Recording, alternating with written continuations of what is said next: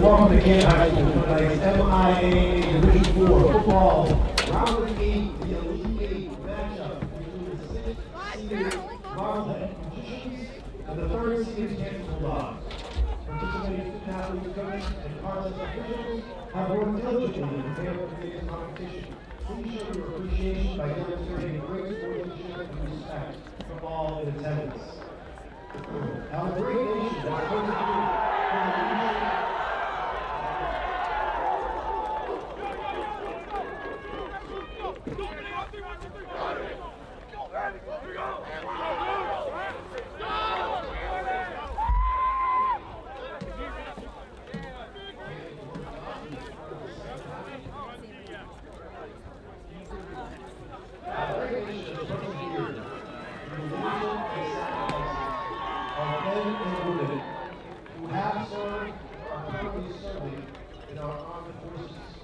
as we celebrate our veterans this week, this special week, we would like to honor those veterans and current military personnel present tonight. So please, if you are a veteran or current military personnel, please stand at this time.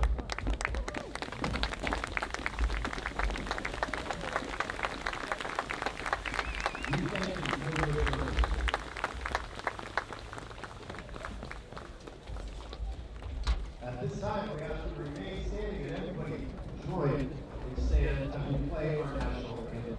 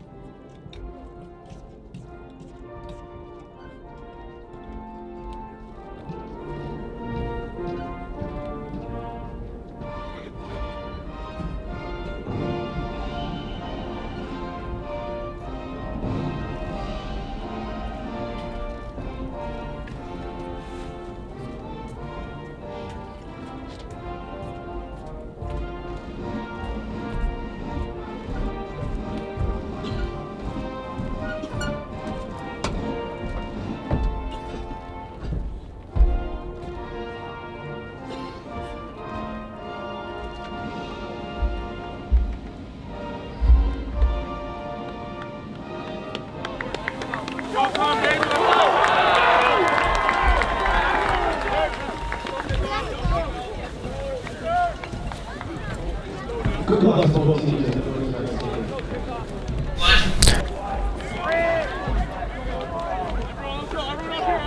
Hello and welcome to Veterans Memorial Field, here for playoff football action between your number 3 seeded Canton Bulldogs and the number 6 seed Marblehead Magicians. And this is going to be a great game. Both teams coming off of huge victories in their first round of playoffs, and now we move on to the Elite 8. Canton's last game, they defeated the number 14 seed Wakefield. They beat them by a score of 35-22. And then on the other hand, for the opposing team, Marblehead defeated Shepherd Hill Regional 14. And there's nothing better than playoff football action here on Canton Community Television, sponsored by P&L Productions. We're ran by Peter Heredia. And Marblehead is coming into this game obviously off of a huge win over Shepherdville Regional, but also a great regular season. 6-2 record for the Magicians. They defeated 6 teams, lost 2, and they actually had a really good start to this season, going 6-0. However, in the last 2 games, they lost.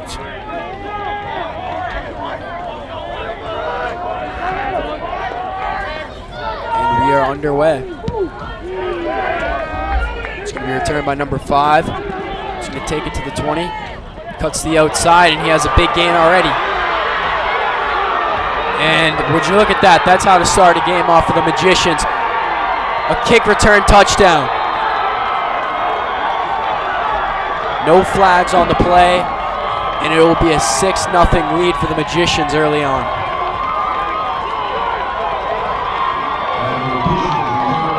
Would you look at that? And if you're a Magicians fan, that is exactly how you want to start the game. A kick return touchdown on the first play of the game.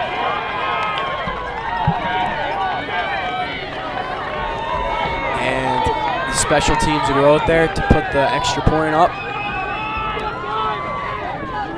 And that's number 5 with the kick return touchdown. And obviously JT Norton, Canton's starting quarterback for the season, got injured last game and unfortunately will be out this game. However, Canton does have Brian McGilvray in for this game, the backup quarterback who has performed very well this season. He started in 2 games versus Norwood and Bedford. He came off, won both games for him. Kicks up, and the kick is good. And it will be 7-0 Marblehead. What a great way to start the game for Marblehead. Already an early lead, just 14 seconds in. Wake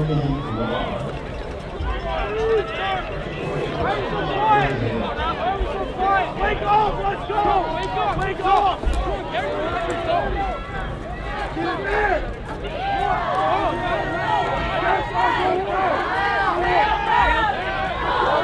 And Marblehead's special teams will go out there to kick off to Canton. 14 seconds into the game, and Marblehead is up 7-0 early on. And I'm excited to see how Brian McGilvray plays coming into a playoff game unexpectedly under this amount of pressure. You know, he's obviously gone through that pressure before, getting asked to play for against Norwood and Bedford, and he did very well both games. Norwood especially, he threw for a touchdown. Nick Crow that game had 5 touchdowns, and a whole team effort to take down the Mustangs that game.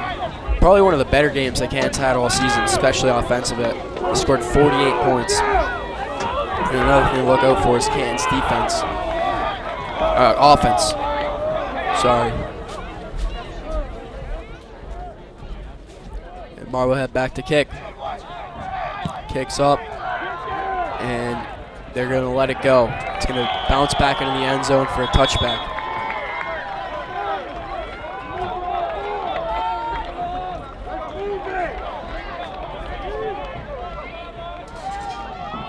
And Canton's offense going out there led by quarterback number 4, Brian McGilvray. I'm really excited to see how he does today.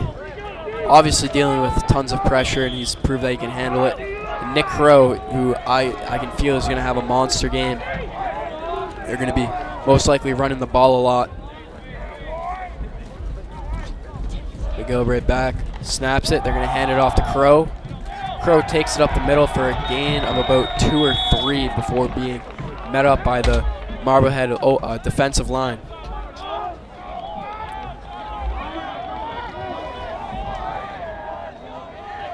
Throwback for 83 yards.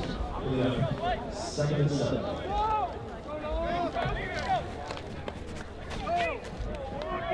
And it will be a 2nd down and 7 here. Ball's on the 23. McGilvray back with Nick Crow. Ball snap. Oh, a bad snap. And McGill is just going to have to hop on the ball. And that is not good.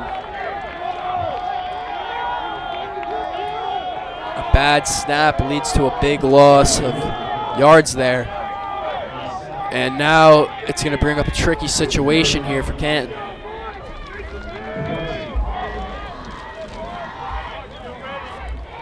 Obviously, speaking of this, the center, Owen Sasson, I was actually talking to him in math class today, and he said that, you know, a lot of adversity has been going on. A lot of people are doubting the Bulldogs. He thinks that, you know, they came through a lot of challenges, and that this year they're ready for it.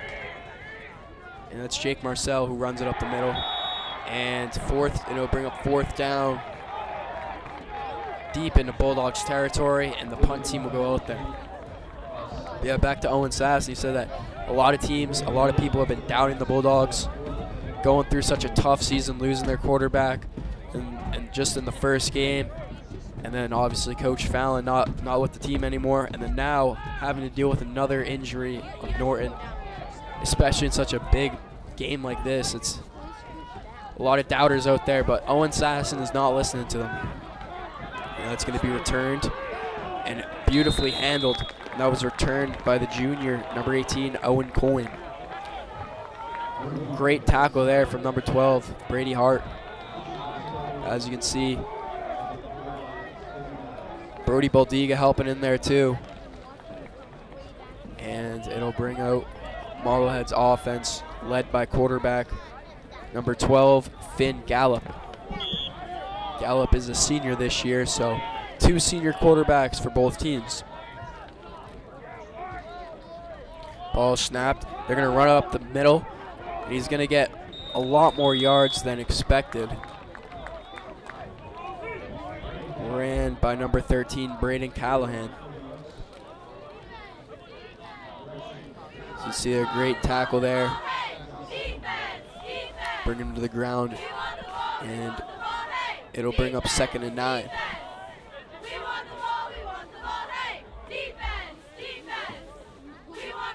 Ball snapped. They're going to throw it. Screen pass, but a bad throw. And that's going to bring up 3rd and 9 here. The intended receiver, Coyne, and a little screen pass there, as you can see. Chris Pereira was on that and read that really well, getting over there, making sure that Coyne didn't have a chance at catching that ball. And it's going to bring up 3rd down.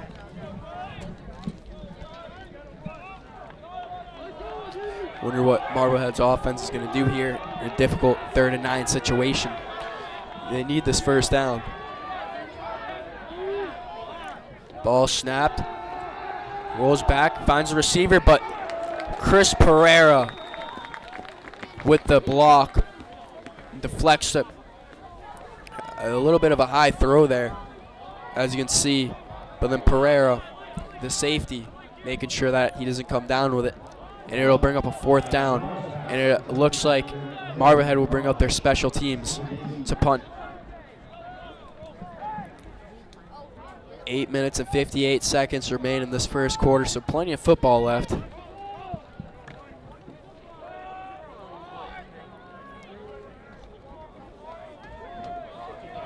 Looks like Paul Mellon's back there to receive with AJ.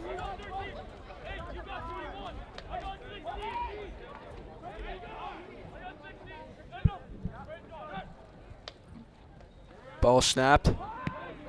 The punt is up, and Mellon will let it go. And will be met very early on and very deep into the Bulldogs territory by Magicians. And Canton again will go out there with not the best field position.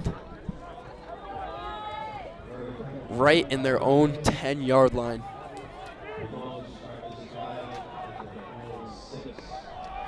At the 6-yard line. So a difficult starting position here. McGilvery is going out there, and I wonder how they're going to handle this. Most likely going to run it a lot more.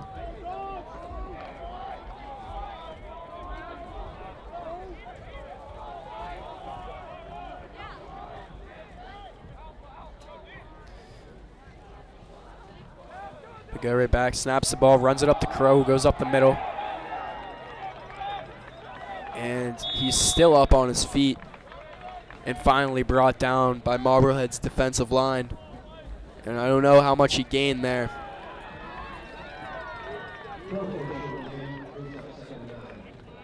And it will be 2nd and 9. So just a yard on that. As you can see, Crow running it up the middle, and the defensive line gets to him, but he was still on his feet. And finally brought down. And Canton's offense ready to snap. McGillivray back with Nick Crow. Ball snapped. They're going to toss it over to Crow, who goes up the middle again for a short gain. And it'll bring up 3rd down here. So Canton's offense hasn't gotten anything going so far. Let's see what they can do here on this 3rd down situation.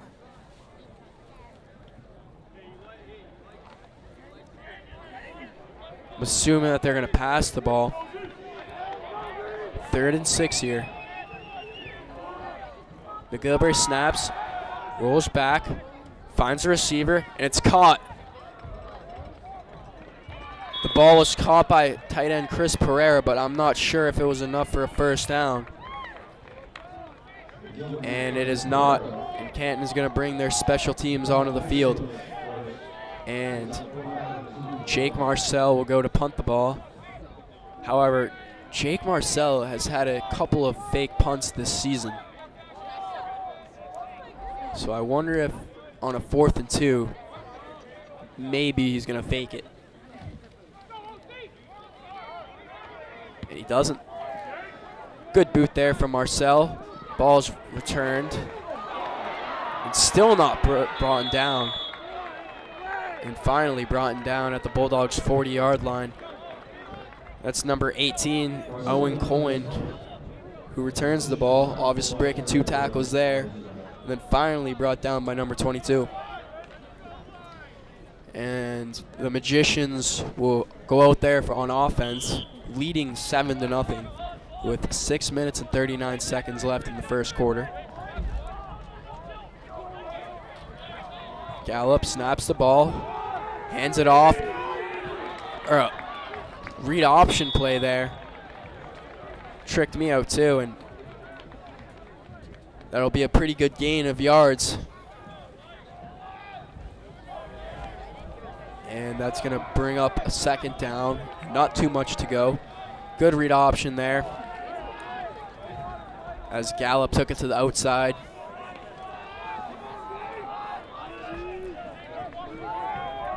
Second down here. Ball snapped.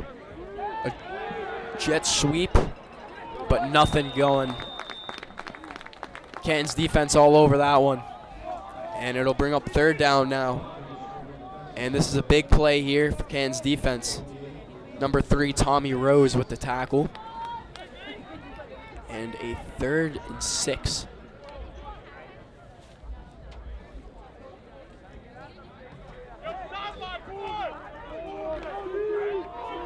Canton's defense needs to get a stop here to set the offense up. Ball snapped. Gallup back. Throws it.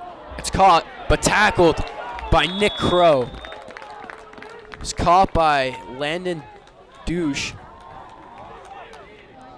And it'll be a 4th down here, and I wonder if they're going to go for it, and they will. I mean, why wouldn't they? They're in pretty good field position with an early lead. Not too much to go to that 1st down. And a quick slant pass there brings up 4th and 5. Canton's defense once again has to pull off another big stop here. Ball snap. He's going to roll out. Scrambles up the middle. Gets the 1st down and more. And Gallup goes to the end zone for a Magician's touchdown. And a tremendous start for Marblehead as they already lead 13-0.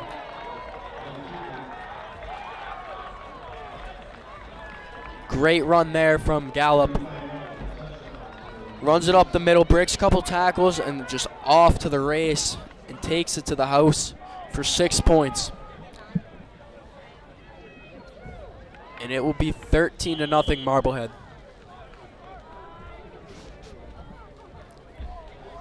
Number 36, Finbar Brisnahan, back there for the extra point. Kick is up, and it is good. 14-0 Marblehead, and a really good start for that from them early on. And now you wonder how Canton's going to respond. Canton this year has been a really good second half team. I will say that. But you can't let Marblehead get a big lead like this early on. It's going to be a lot more harder to come back from.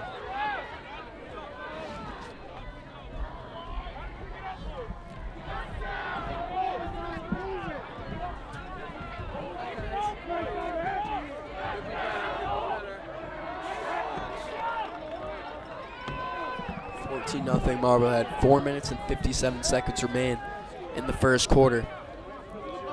And the Magicians will kick off to the Bulldogs.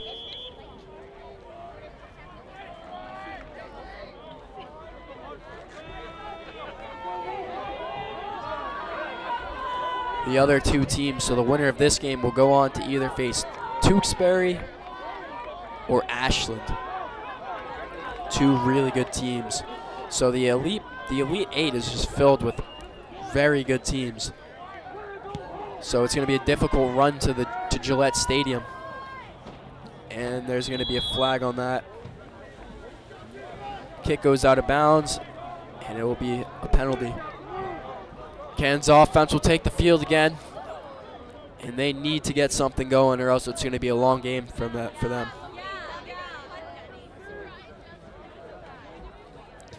And they're going to bring this kick up past the 20-yard line. All the way up to the 35. So Canton in a lot better field position than earlier. And they need to get something going. McGilvray back there with Crow. McGilvray snaps it, drops it, finds it, throws it to Marcel, who's hit. And drops it. And an incomplete pass there. Looks like McGilvray bobbled the ball here, as you can see. Picks it up and just fires it. Tries to get it out of his hands. And the ball is batted out of Marcel's hand by Dosh. And it will be 2nd and 10 for Canton.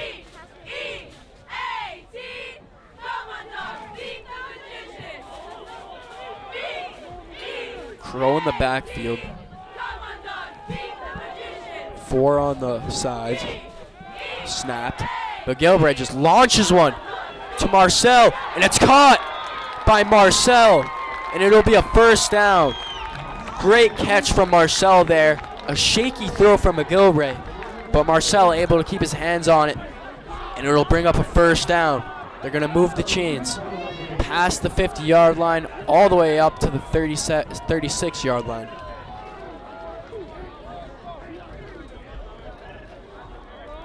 And that's the play that's going to get them going. A little play like that goes a long way. Now Canton will have a little bit more momentum as this drive goes on. Ball snapped. McGilvray back, throws it over to Marcel again, who completes it and is brought down by the legs by number 18, Coyne. And I don't know if it's a first down, but it's really close to one. And McGill just fires it to Marcel, as you can see, and brought down immediately. And it'll be a second and 2. Second and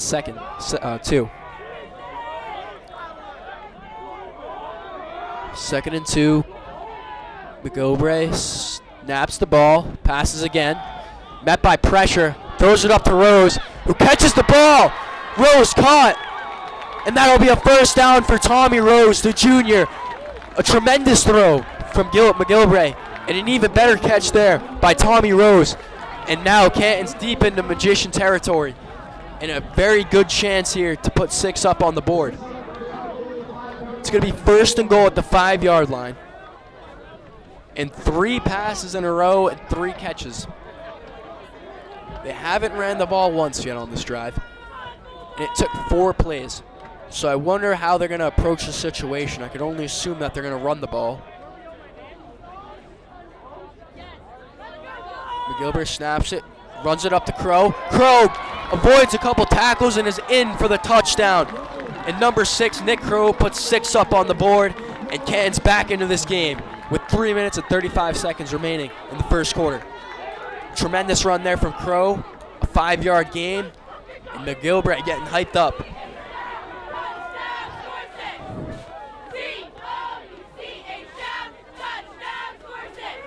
And the senior Nolan Harney back to put the extra point up.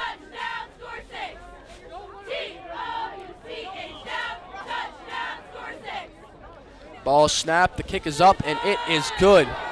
And Canton puts 7 up on the board. 3 minutes and 35 seconds remain in the first quarter, and Canton's back into this game. And you know, you can only just be careful of Marblehead's offense, as we saw that the quarterback, Finn Gallup, is an elite quarterback already. We can tell with that very big run, and he's had a couple of good passes so far as well. And even number 18, Owen Coyne, he's one of the better kids on this team as well. So those are 2 people on Marblehead that you're going to have to look out for.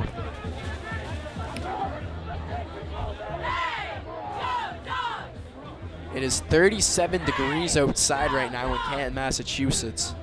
So it's very cold weather conditions. So I wonder how that will affect the game.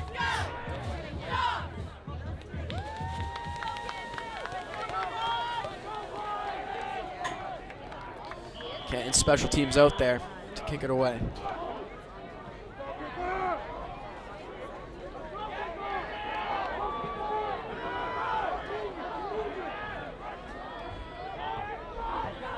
Kick is up, and it'll be returned by number 15, who takes it up the middle, but is met by Jerome Weeks.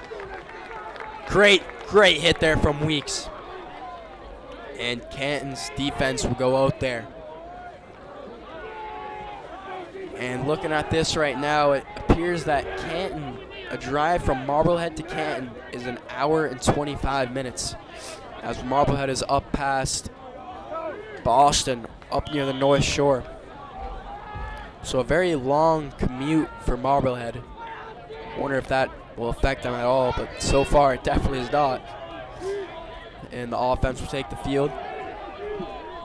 Gallup snaps the ball, runs it to number 13, who gets brought down by Tommy Rose.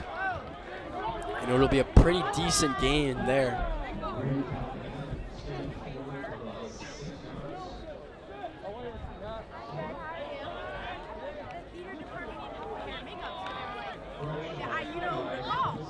So a gain of 6 yards there. We'll bring up a 2nd and 4.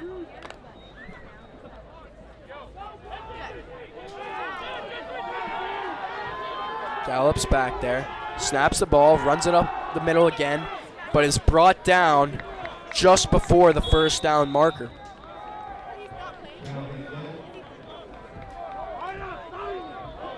It's going to bring up a 3rd down here.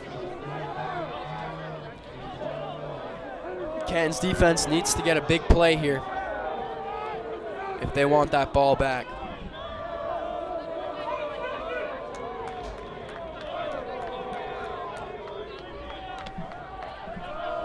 Big play here. 3rd and 1. Gallup back there. And they will false start. Marblehead gets a false start, and that's going to bring him back 5 yards. That is not what you want if you are Marblehead. And it will be a 3rd and 6 here. So a lot harder for the first down for Marblehead, but I mean, they've had some really big plays early on, so I wouldn't be shocked if they get a first down, but I wouldn't be shocked if Canton comes up with a big play on defense to stop it, because they have been dominant all season. Can the dog pound going crazy. The ball snapped. It's going to be a screen pass. Jukes, but finally brought down just before the first down. And it's going to bring up a 4th down. It'll be a 4th and 1. And Marblehead's offense is going to stay out there. and senior captain Owen Sasson going out there. 4th and 1 here. A very big play early on already. If Canton stops them, they will go on to offense with very good field position. Ball snapped. They're going to run it up the middle, and he's brought down. Brought down by Nick Crow, the senior captain, and it'll be Canton ball. Look at that, Nick Crow has been dominant all season long, coming up big on a big play like that. Nick Crow makes perfect timing and is able to take him down. And Canton's offense will go onto the field. Love to see that if you're a Canton fan. And already, Canton back into this game with a chance to tie things up. McGilvray back, snaps it, throws it. He's going to throw, avoids pressure. He's going to throw it up. He finds Pereira, who looked like got held a little bit, but the refs aren't going to call it.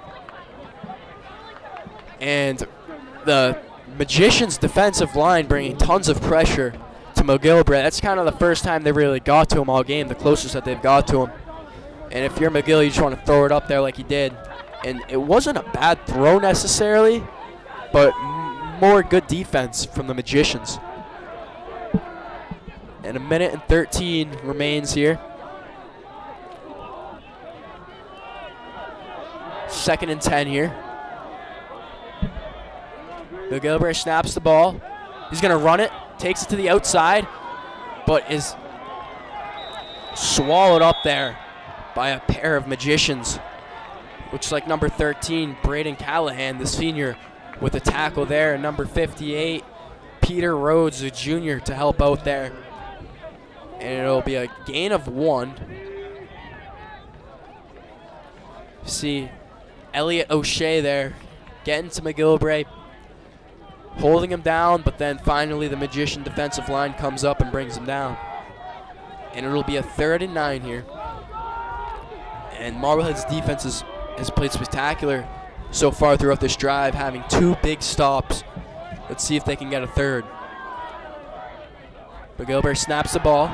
The southpaw loads up, fires, and nearly intercepted by Dosh. And it looks like Tommy Rose and Dosh are having some words there. And that'll bring up Canton's special teams.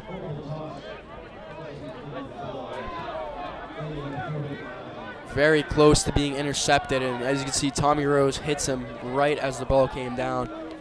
Nothing too dirty, but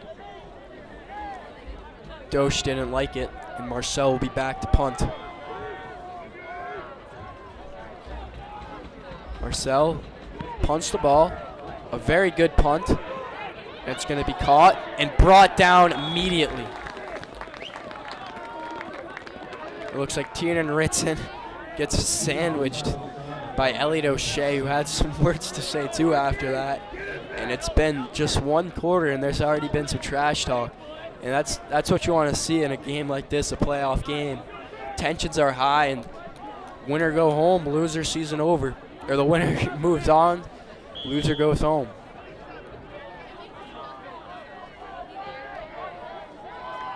"12 seconds remain in this first quarter. Gallup back to snap. He's going to take it himself. Takes it to the outside.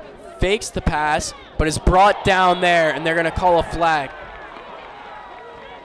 Looks like a horse collar, as Jerome Weeks takes him down by the neck. I mean, pretty good read from Weeks there, but just, I mean, he's already out of bounds. I mean, you might as well just let him go, but I mean, I guess it's safe to try to make an attempt on him. But Jerome Weeks has had a breakout year. I mean, it is his last year, but he's had an unbelievable season, clamping up wide receivers. And the clock will run out,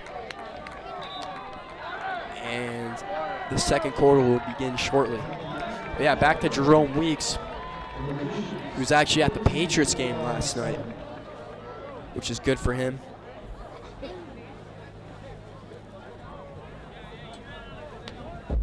But yeah, Jerome Weeks has played spectacular all season long, especially against Bedford. Bedford had a Boston College commit. He was a receiver. I think he was 6'5", so a pretty big receiver. And Canton shut them out, and I don't think that Jerome Weeks really let them have anything too big.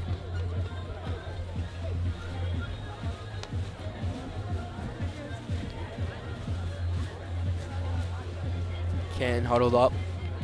See how their defense is going to approach this. The Canton student section is absolutely packed right now.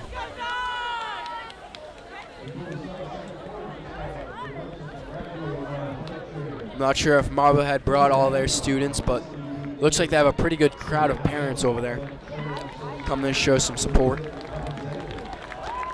And it'll be a 1st and 10 at the Marblehead 40 after the Jerome Weeks horse collar.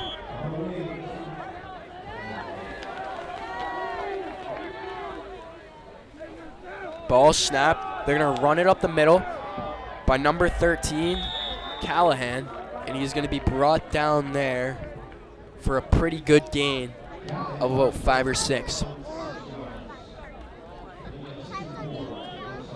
Second down coming up here for the Magicians. Gallup going out there. And we haven't seen Marblehead complete a big play yet other than that run and the kick return touchdown. And it's batted down by Crow. Great defense there from Crow, putting his hands up, not letting the ball get through, and it'll bring up a big 3rd and 4 here. 11 minutes and 25 seconds remain in the second quarter. 14-7, Marblehead leads. Gallup back there, snaps the ball. He's going to take it himself up the middle, but brought down immediately by Jerome Weeks. None other than Jerome Weeks. Great read from Weeks, as you can see him on the left. Sees that he's going to take the ball himself and just sees that and takes him down. And Marblehead brings out their special teams, and they're going to punt off to Canton. 4th and 4. And obviously, looks like AJ is back there to receive.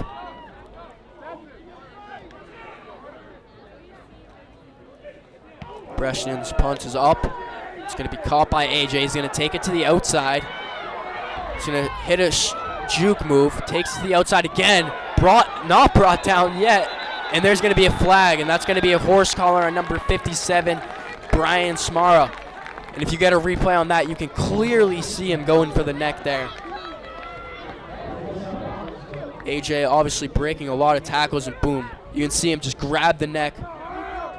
And, I mean, if you're a ref, you have to call that. So a good call from the officials there, and that's going to be the second horse collar of the game. Oh, they're going to call it a face mask. My apologies.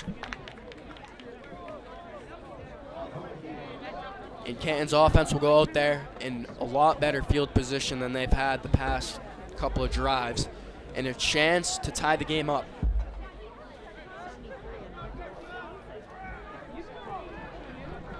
Up to about the 45-yard line.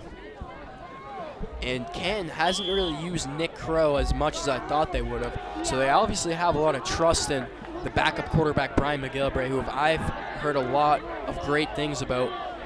You know, he was putting in a ton of work over the offseason, preparing for this year. It's going to be ran to Crow, who goes up the middle for a 1st down and maybe more. I take that back, not Crow, sorry about that. Brody Baldiga, the junior. Takes it up the middle here, finds an open route, trips a little bit, gets hit there by Dosh, and finally brought down. And that's going to move the chains, and slowly but surely they will be entering Magician territory. If you're Canton, you just want to play this safe here.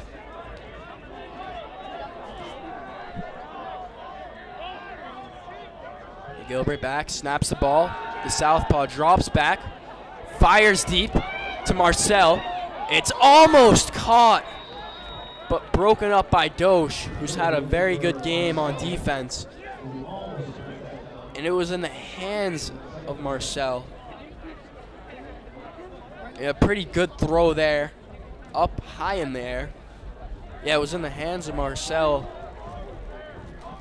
but then dropped.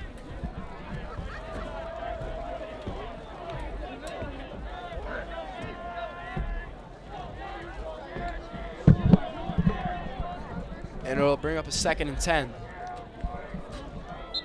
Ball snapped, but there's a whistle and a flag, and they're going to call a false start on Canton.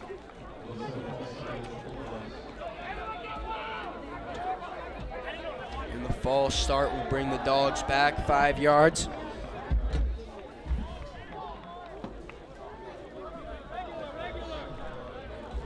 Canton's Dog Pound really showed out tonight. A ton of Canton High School students watching the game here, all dressed in black for a blackout theme.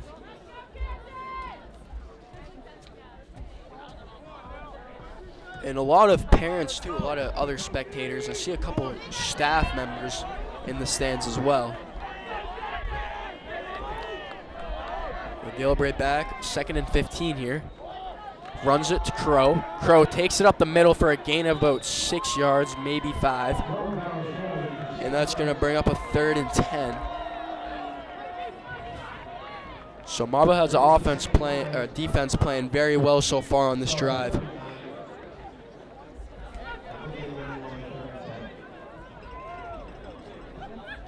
Third and 9 here. Wonder what Canton's going to do.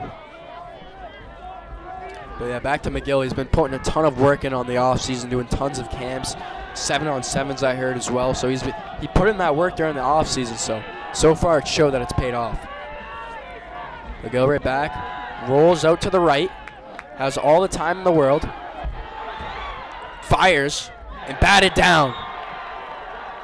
Batted down by number 41, James Lancester. Canton will bring out their special teams. McGilvery rolls out, as you can see, finally gets pressured. Just throws the ball away to Crow, but batted down by the senior Lancester. And Marcel will go out there to punt away. The junior Owen Coyne back there to receive the ball.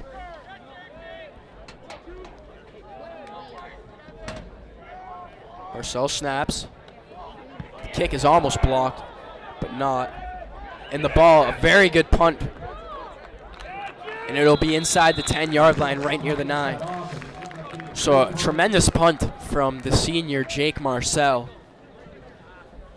And 8 minutes and 56 seconds will remain, and Marblehead will still be in the lead 14-7. And I would say that's a pretty smart play by Coyne to let that go, because if not, it would have been, if he hypothetically got that, it would have been trouble.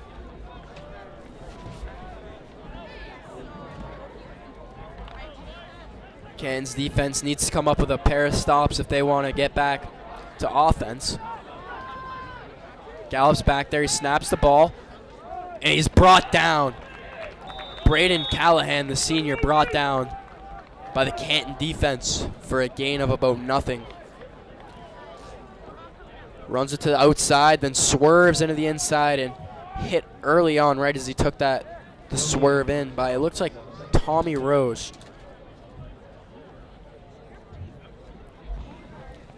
And it will be 2nd down and 10 again, or 2nd and 10.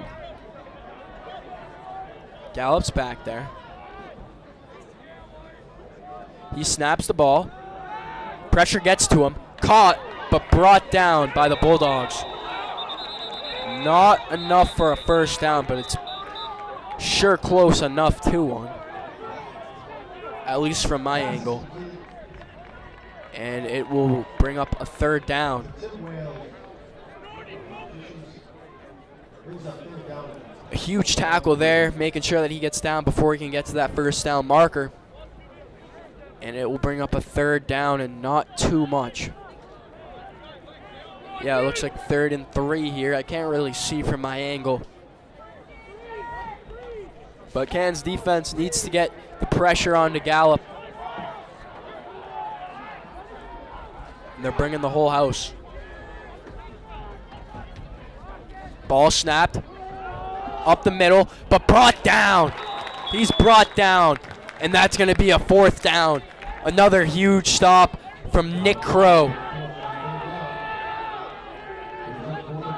And it's going to be 4th and 4, and the Magicians will bring out their special teams.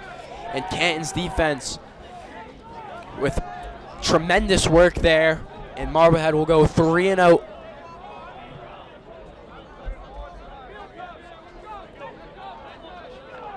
Six minutes and 50 seconds remain in the first half.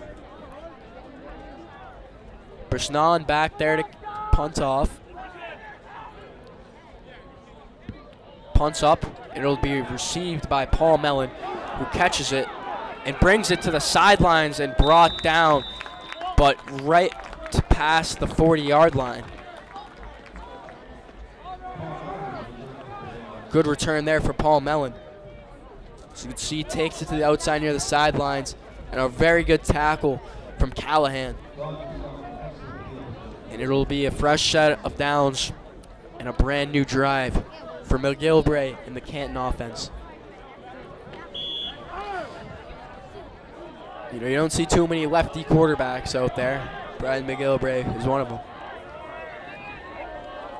Ball snapped. A little high snap, but Crow was able to get it and runs it up to about the 35, a little past the 35-yard line. As you can see a high snap there, Crow just finds a little route up the middle and is brought down by a pair of Magicians.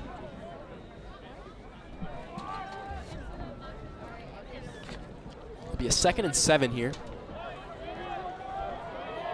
McGilvray back there with Baldiga and Crow. So 2 running backs in the back. He's going to flip it to Crow, who takes it, goes to the outside, and a great tackle there from Coyne. A really good tackle, and it'll be a loss of yards.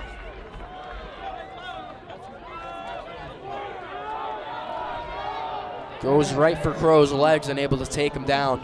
A hard hit as well. And it'll be a 3rd and 7. And I wonder how Canton's going to play this 3rd down. I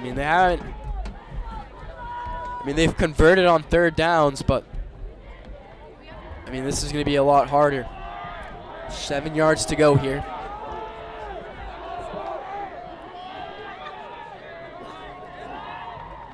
Ball snapped. They're going to run it to Crow, who takes it to the outside and then to the inside. And he's met by a couple of Magicians, but I think he is just shy of the 1st down. But it's nothing too bad, and it's definitely doable.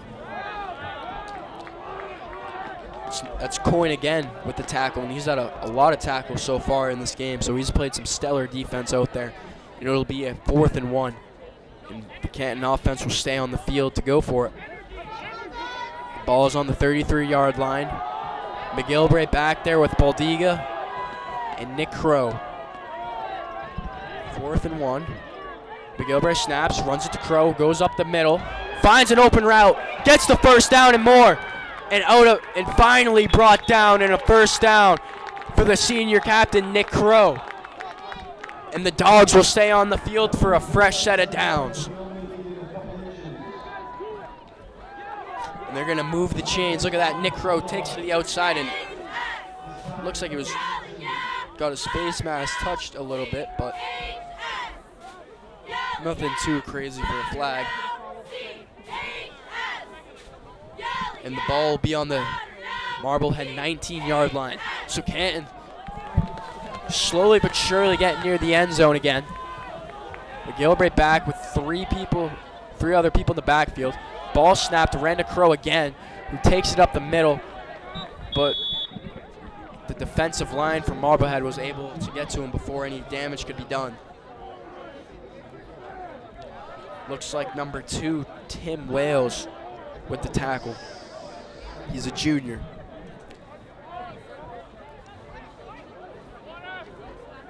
You know, if you're head coach Jim Rudolph, how are you going to handle this last drive that they potentially could have. I mean, they're going to have to kick the ball off to begin the second half. So I wonder how they're going to handle the offense next drive. Gilbert snaps it, hands it off to the tight end, Marcel, but he will have a pretty good gain, and it's going to bring up third down. So they've really just been running the ball so far.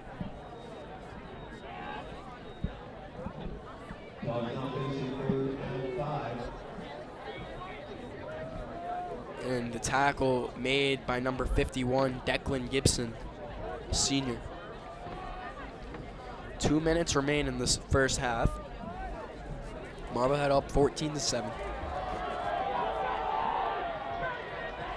McGilvray back there with Boldiga. They're going to snap it. McGilvray is going to pass the ball. Doesn't have a receiver. Finds AJ, and he will dance in there for a touchdown. And that's the junior AJ. A great pass from Brian McGilvray. And Canton's back in this game. Look at that. A beautiful pass, a beautiful catch, and Canton only down by 1. And just like that, Canton's back in this game. You love to see it. Brian McGilvray throwing for his first passing touchdown of the postseason. And Nolan Harney will go back there for the extra point. Ball's kicked, and it is good. And we are tied up at 14, and what a turn of events.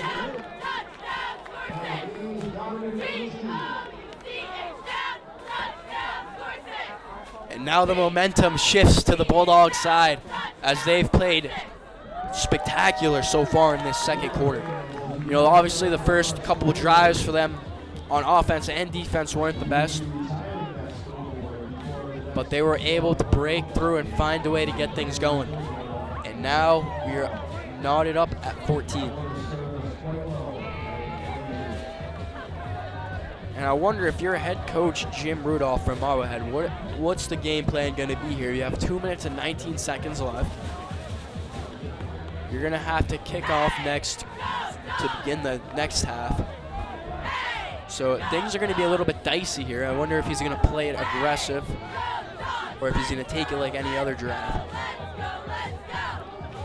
Tiernan Ritson back there to kick it off.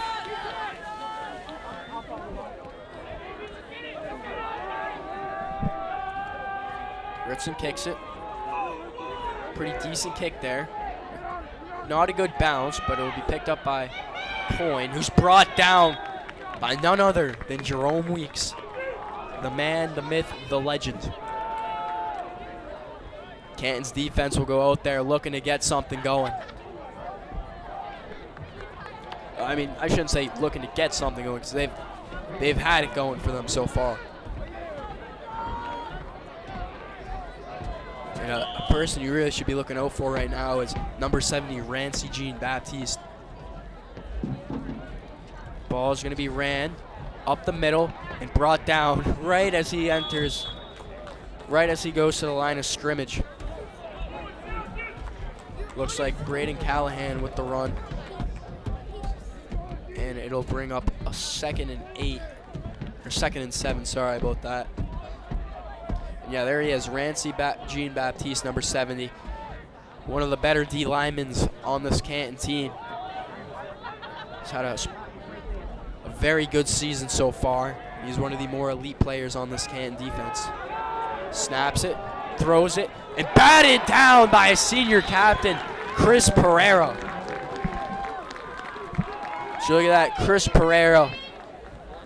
Great defensive play. Gets a hand on it before Coyne. I mean, it wasn't a bad throw necessarily. It was just a better defensive play by Pereira.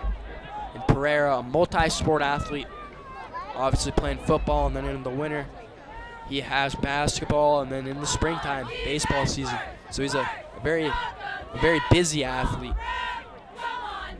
It'll bring up a 3rd down here. Ball, a low snap. Pressure gets to him. Finds it. Intercepted! Number 7, Jake Marcel takes it, and then he loses the ball. Marcel loses the ball. A strange turn of events, and Tommy Rose going crazy. I think the Dogs have it. And they do. Canton will take the ball deep into Marblehead territory with 1 minute and 28 seconds remaining. Look at that. Marcel lost the ball, but able to recover it. And Canton's offense will go out there.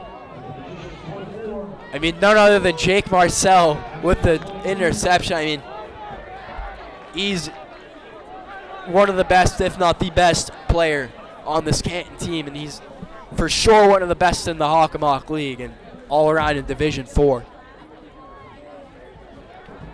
Unbelievable turn of events, and Canton has 1 minute and 28 seconds left. The ball is on the 22-yard line. They're tied up at 14, and Canton will receive at half. So a very big opportunity to get a lead going. Gilbert back, motions Crow. He's gonna take it, fires, and it's nearly intercepted there. Went off the fingertips of Marcel, who had the previous interception.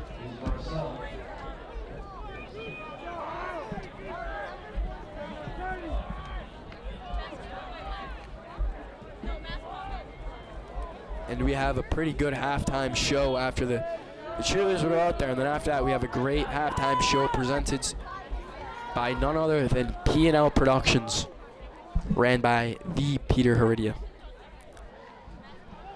Stay tuned for that, and it'll be a 2nd and 10. 1 minute 24 remains. The clock stopped. Ball snapped. Crow will take it up the middle, and they're gonna push him forward, and finally brought him down by Della Camera.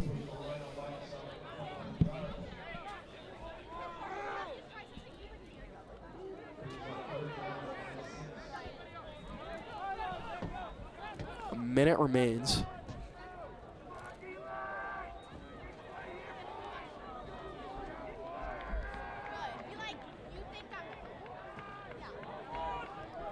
It looks like Sean Mason, who is not here.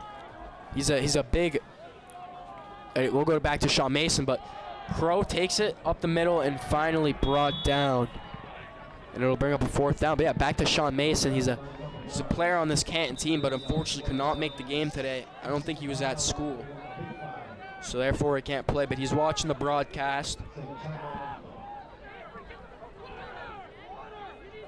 And 33 seconds will remain. It'll be a 4th and 6th. And I wonder what they're going to do here. I would assume just go for it. I mean, they don't really have too much to lose. That's Canton's offense huddled up.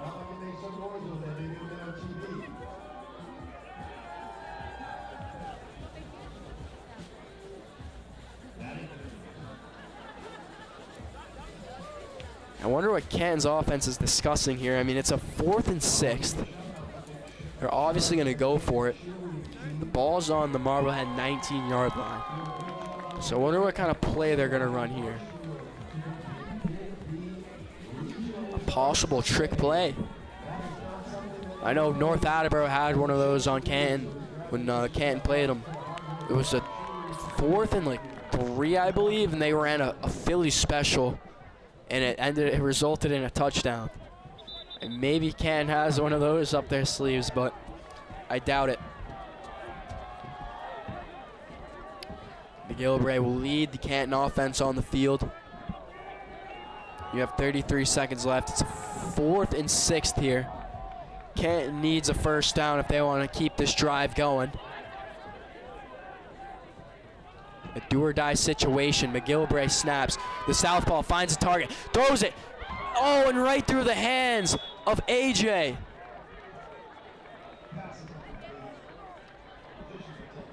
And the Magicians will take over. Yeah, just not the best throw for McGillivray. AJ made the best effort he could. And it will be Marblehead ball with 28 seconds remaining.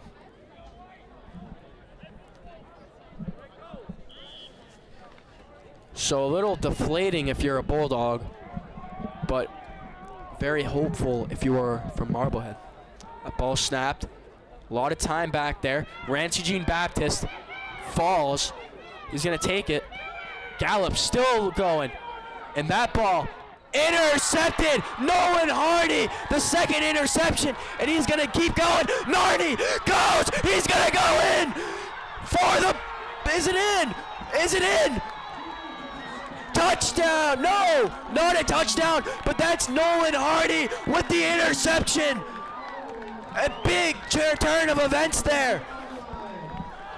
And the Bulldogs will take over on the 1 yard line. Look at Nolan Hardy going. Takes it up the sideline, breaks a tackle, and he's so close, but so far. And look at that, Nolan Hardy. This is his first year playing football too. Played soccer all 3 years, and maybe quitting soccer paid off for the town of Canton as he comes up with one of the biggest interceptions of the year. Look at that. Oh, bad snap. Bobbled and brought down there.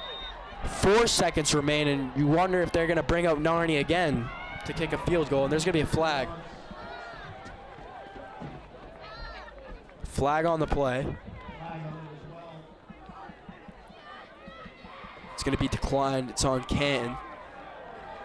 And it's going to be a bad, looks like the snap was bobbled. Crow able to recover, though, before it became a big issue. And Canton will go back a lot. It was 15-yard penalty. And it just was first and goal at the 1. And now it is 2nd and 16. So, very unfortunate for the Bulldogs. Takes them out of field goal range, and I wonder what the play here is going to be. They're going to call a timeout. They're going to use their second timeout. It looks like number 51, Declan Gibson, on the Marblehead defensive lines, trying to call for a flag, but he does not get it. And I wonder how Canton's offense is going to handle this situation. And back to that Nolan Harney interception. That's huge catch. I mean, a huge interception from Nolan Harney. He was 1 yard away from taking the lead, but tackled just at the 1 yard line. And now it's going to be 2nd and 16. That is probably the biggest interception of the year so far from Nolan Harney.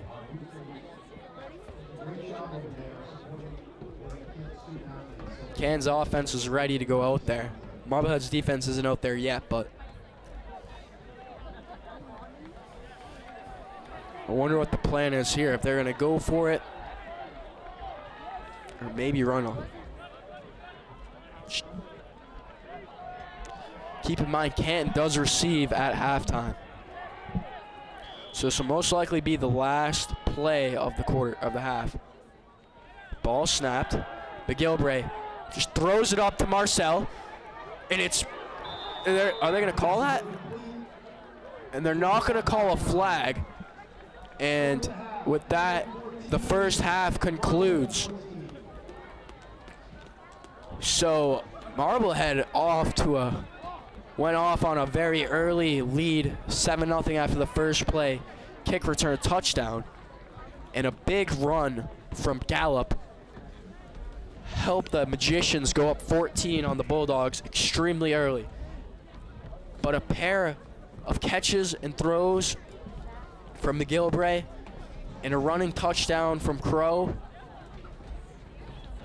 and a touchdown from AJ ties this game up at 14. Canton's defense really showed out when they needed to.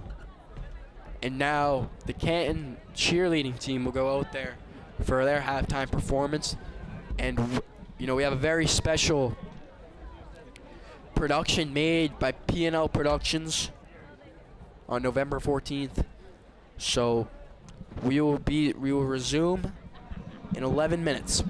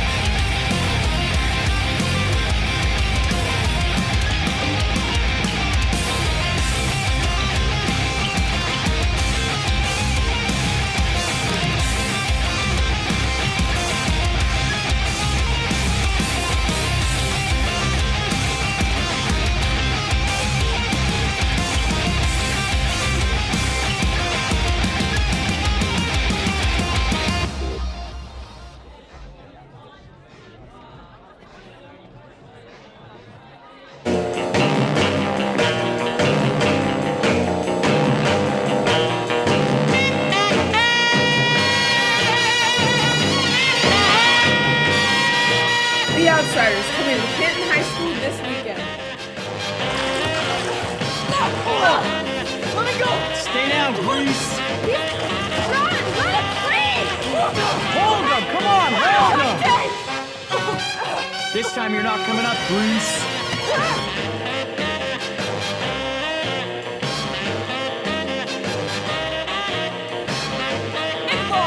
Slam it through the window and haul ourselves in. Hey, Johnny! In this action-packed show, the Greasers take on the Socias in a late 60s Tulsa, Oklahoma. Catch this show November 14th and 15th at 7 p.m. and Sunday the 16th at 2 p.m. For more information, visit the Canton Drama page on Instagram.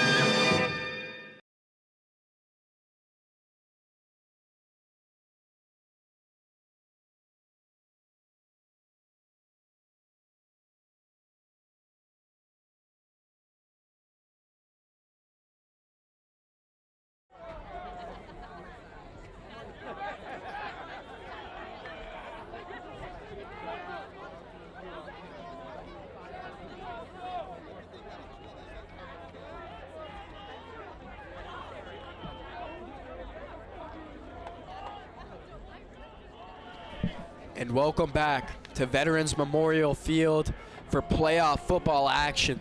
And what a tremendous game it has been so far for both teams. Tensions are high as it's playoff football, and we are tied up at 14 to begin the second half. Canton will receive the ball, and as the second half starts, it's going to be 38 degrees here on November 14th.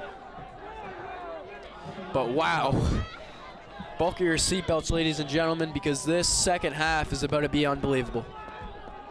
I mean, the last 5 minutes of that second quarter was intense, and it was very eventful. Canton had 2 interceptions. Nolan Harney was 1 yard away from putting the Bulldogs up by 6. Got brought down, and then a flag brought them back 15 yards. And Canton will receive. He's going to take it to the sidelines, and there goes AJ up there. He's going to go, and finally taken down out of bounds right past the 50-yard line. And a tremendous return from the junior AJ. Look at that. Shows off his speed and his agility. Goes right up the sideline and goes out of bounds for a very good return. And I rewatched the Nolan Harney interception, and I was yelling a lot, and I want to apologize on my end if it hurt people's ears. I'm going to try and limit that. It's just tensions are very high, and it's an intense game. Brian McGilchrist snaps, hands it off to Crow, goes to the outside, up the middle, and gets brought down after a gain of 8 or 9 yards. It's number 41, James Lancester, with the tackle. Or number 58, sorry about that, Peter Rhodes. And a very good run from Nick Crow. It'll be a second down here. 2nd and 2. And back to that AJ play. I mean, that was huge. That's how you want to start off a half. Not as good as the Marblehead one, but still very good. McGilvray snaps the ball. He's going to hand it to Crow. Crow goes up the middle. He's brought down right by the line of scrimmage, so I don't think he gained a lot there. And good sportsmanship from number 52, Elliot O'Shea, who helps up Nick Crow as he gets brought down. That was a hard hit on Crow, if you look. Gets hit right up high and gains nothing on that. So it's going to be a 3rd down and 2 here. I wonder how McGilvray and the Canton offense will handle this situation. Looks like Brody Baldiga's back there with McGilvray. Ball snapped, hands it to Baldiga. Baldiga goes up the middle, he finds room, and there's a flag on the play. And Baldiga's still up, finally brought down, and that's a huge gain. And McGilvray looks deflated out there. I think there's a flag on Canton. Look at that, just a tremendous run there. Finds an open route up the middle. It took a while to get brought down, but and it's gonna go back.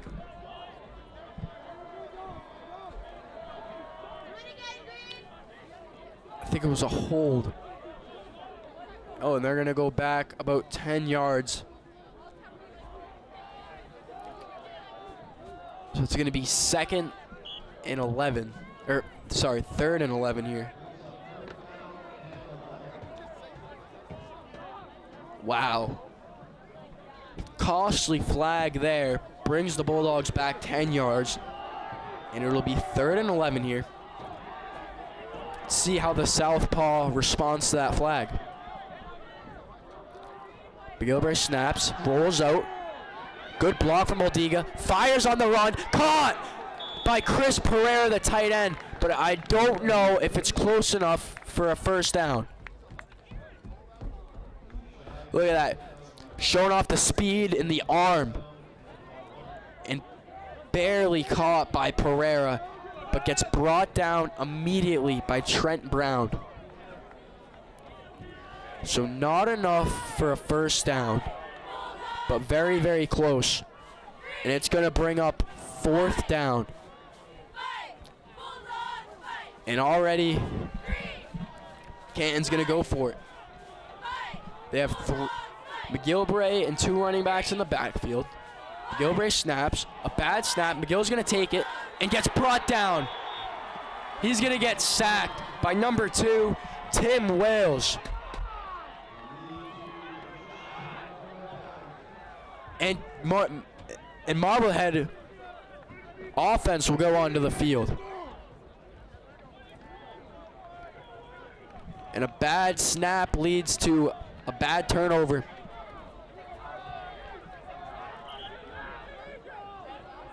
So 9 minutes remain in the 3rd quarter. Marblehead's offense goes out there. They have 2 running backs in the backfield. The ball snapped. They're going to run it up, and it gets destroyed behind the line of scrimmage for a loss of a 3 or 4 yard line. 3 or 4 yards. Look at that. Nick Crow, the initial tackle, but then Marcel finally finishing it off.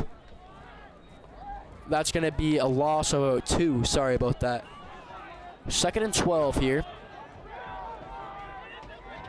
Gallup back there. Snaps the ball. He's going to pass it.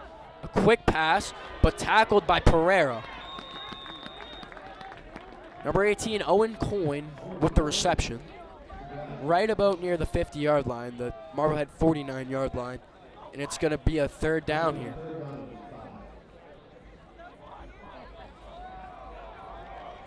Third and about 5.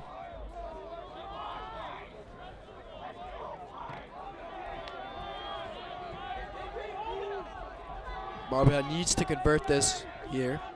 He's going to snap it, rolls out of the pocket, finds a receiver, intercepted by none other than Nolan Harney again. And this time he's brought down. But Nolan Harney, have a game, kid. His 2nd interception of the game. And that's Gallup's 3rd interception of the game. And I wonder what's been going on with him. In the past 10 minutes of play, he's thrown 3 interceptions. Or the past 3 drives, he's thrown 3 interceptions. Canton's defense still putting that work in early to start this second half, picking things right back up from where they started. And now Canton's offense will go right back out onto the field. McGilwray back there, 3 people in the backfield, snaps the ball, the southpaw finds a target.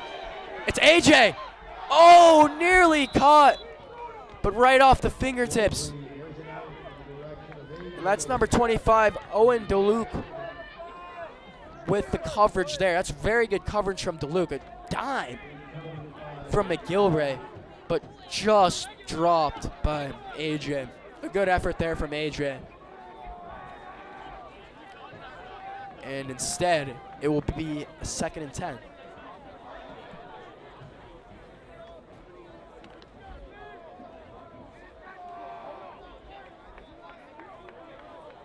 Second and 10 here. McGilwray back there. It's an motion Marcel. They're going to give it to Marcel on a jet sweep. He's going to take it to the outside. Gets a gain of about 10 yards, and they're going to have to move the chains. That's tight end Jake Marcel with the jet sweep, and that's going to bring up a Canton first down.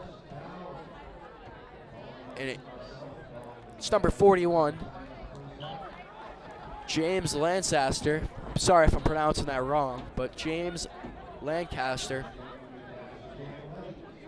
with the tackle. It's going to be a fresh set of downs for the Dogs.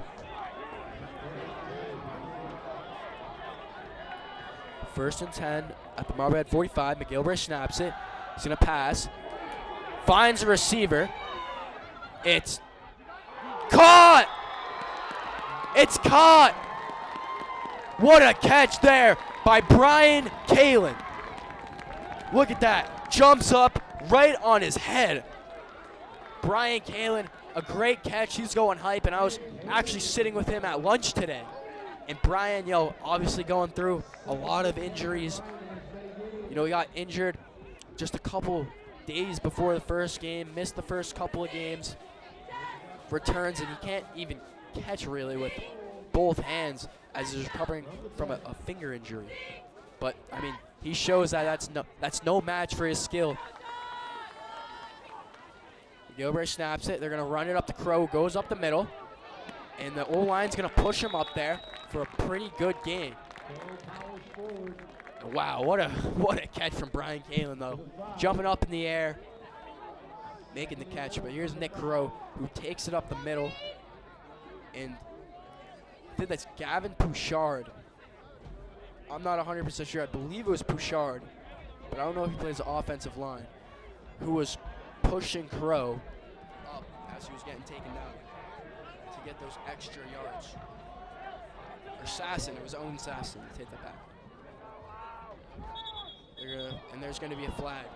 I think a false start on Canton's offense, and that's going to move the Dogs back 5 yards. So it's going to be 2nd and goal here. Wow. Let's talk about Canton's defense so far. 3 interceptions on the past 3 drives. All come at crucial times. Each one having a different meaning. And, I don't think anything beats that Nolan Harney one. That interception was the biggest one of the season. Or Nolan Harney, the first one. I forgot he had another one. So there's a pair of interceptions for himself.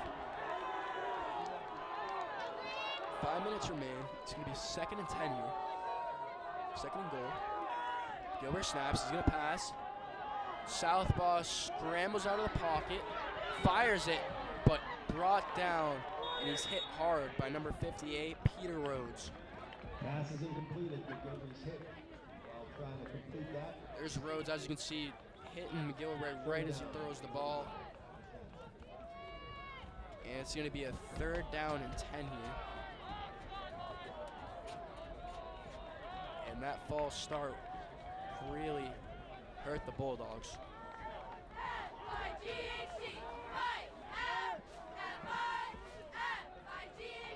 10. We're tied up at 14. 5 minutes remain.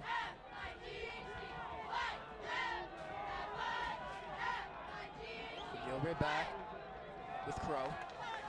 Gilbert's going to throw it again. He's going to find the target. Deep in the end zone. Jake Marcel, and he is in for the touchdown. Jake Marcel, the senior, and he will put the Dogs up by 6. Look at that. A beautiful catch there from Marcel. And let's talk about that throw from Brian McGilvray. I mean, everything just was perfectly executed there. The offensive line was doing their job. McGilvray had tons of time back there, finally found the target, and Marcel was wide open in the corner of the end zone to put the Dogs up by 6. And Nolan Harney's kick is up and good, and Canton will have the lead for the first time in this game with 5 minutes left in the third quarter. And wow, has the momentum shifted. But if we have taken away something from this game, it's you cannot get comfortable with a lead. As you saw, Marblehead was up by 14 just in the first quarter. And Canton comes back from 2 possessions down to take the lead. So if you're Canton, you can't get comfortable. But if you're Marblehead, you got to put everything that you have left into these last 17, 18 minutes left. And that goes for Canton too. But if you're down right now, you're going to have to try extra hard. Canton will lead 21-14. Canton will kick off. Looks like Owen Coyne back there to receive for the Magicians. And both teams have had a very good season. Canton 6-2. And Marblehead 6-2. Ball's up in the air, bounces, a pretty good bounce, and into the hands of Coyne, who's brought down right before the 30-yard line. And Canton's defense will go out there, and Finn Gallup will lead the Magician offense coming off of 3 interceptions in a row. So let's see how he revives himself.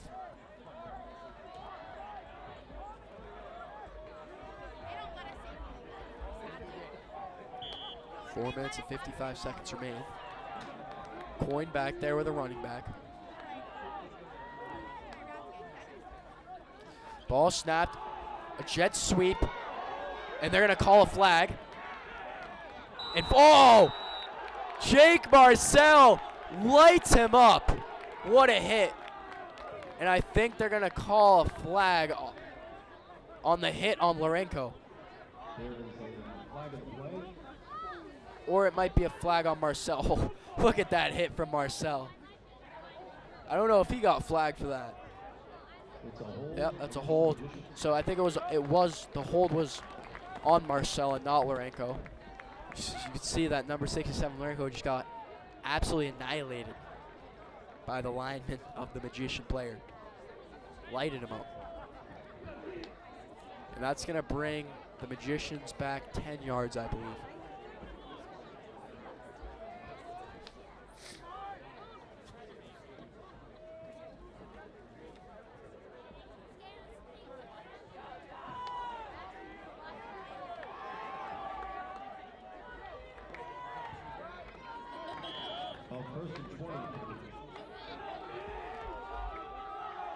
It's back there to snap it. Ball snapped. Screen pass. Jake Marcel. And a big tackle there. And nothing too crazy.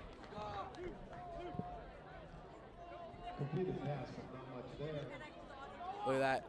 Jake Marcel goes for the legs, isn't able to get him, but Rancy finally taking him down.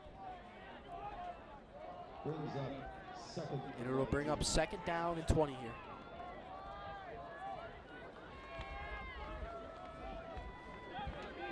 And I'm not sure why the ball is zoomed in on, the camera's so zoomed in on the ball right now. Ball is snapped. Pressure gets to him. That ball is up and nearly intercepted by Dylan Lang. And it's going to be a 3rd and 19 here, so a long way to go in just one play if you're Marblehead. Look at that.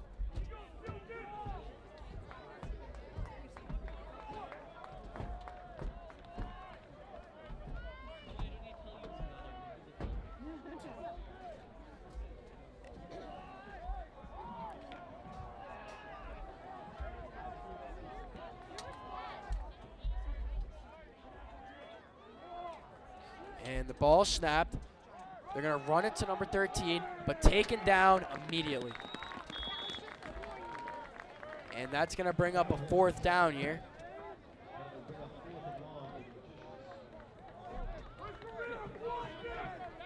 And it's going to bring up a 4th and long here for the Magicians.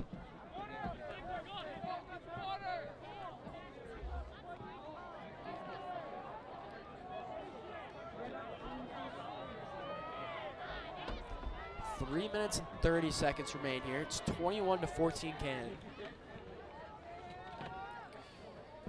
Marblehead back to punt. Nearly blocked. And that's going to be Mellon, who bobbles the ball but recovers. And the whistle blows. And Mellon is able to save himself. Good punt there. It was a high punt.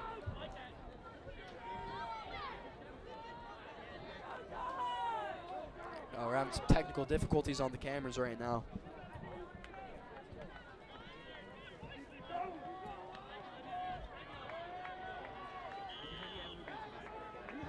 And it will be a fresh set of downs here for Canton. McGillivray back there. He snaps the ball, runs into Bulldog, goes up the middle, but is brought down by the defensive line right as he gets to the line of scrimmage and gains nothing off of that.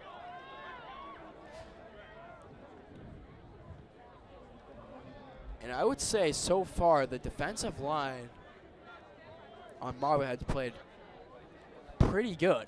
I mean, they've really haven't let anything crazy happen. But they've definitely had some very good tackles so far. Ball snapped. Handed off to Marcel. He's going to find an open lane. He's going to go down the sideline. Breaks a tackle. Finally brought down, but not before the damage is done. Jake Marcel, another jet sweep, and he goes deep into Magician territory. A big play yet again from Marcel. Great tackle from Elliot O'Shea there. And now, Canton's getting things going here. A chance to extend their lead.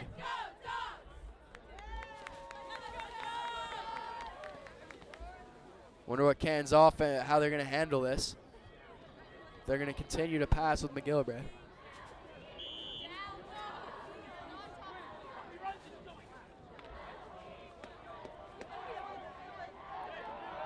2 minutes and 30 seconds left.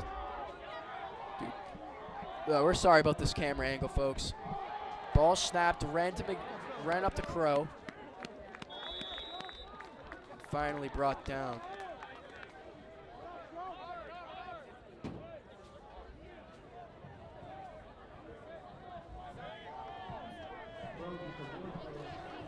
And it'll be 2nd and 10 here.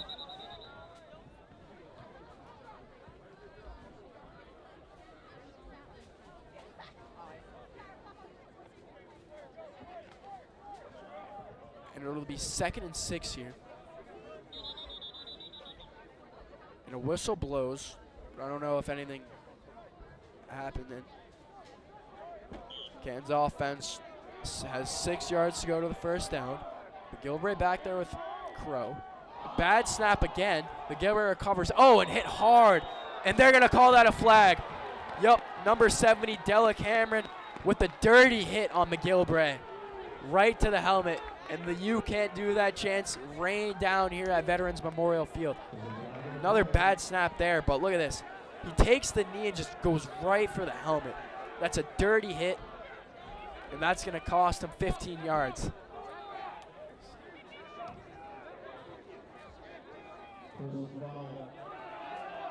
Face mask, they're calling it. And that's going to bring him up 15 yards. And Marblehead sidelines in disbelief, but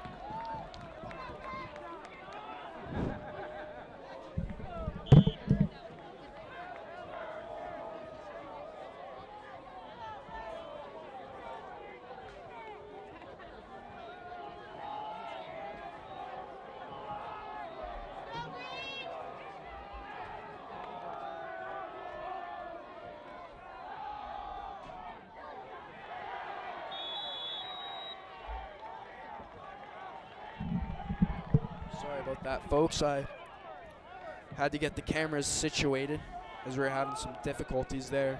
Sorry about that. And it'll be 2nd and 12. So a loss of yards.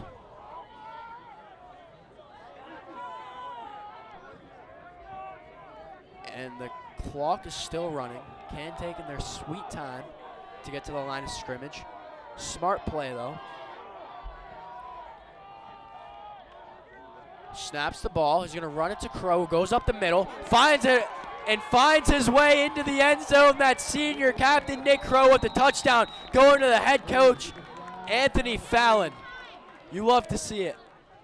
And they're going to call a flag. And they're going to call a holding call. And you can see Crow get in there and gives his ex-head coach a big hug.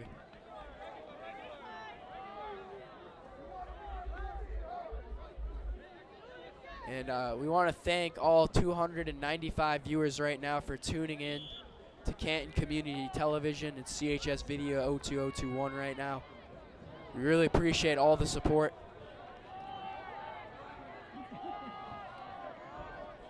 And I don't know, I think this might be close to a record. I don't know if we had this many viewers, but definitely the most I've had.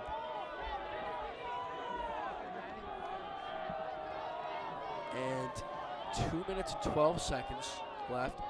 Ball snap. McGilwray back there. Throws it up to Brian Kalen, or Jake Marcel, who's brought down. And I don't know if there's going to be a flag on that play, but that's a great defensive play from Trent Brown.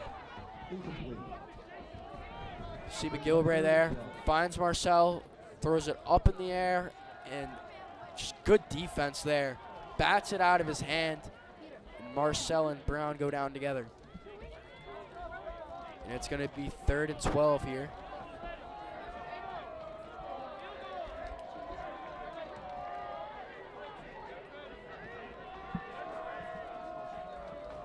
Gilbert snaps the ball. He's going to fire it. Caught by Chris Pereira. Chris Pereira with a great reception there. And a gain of a good amount of yards. Not a first down, but close. It's going to be 4th and not too much left. And they're going to, the third quarter comes to a close. And this will be the last quarter of regulation. And boy, have we had ourselves a game. It's been an absolute roller coaster of a game so far, especially in that first half. One of the best first halves I think I've ever watched.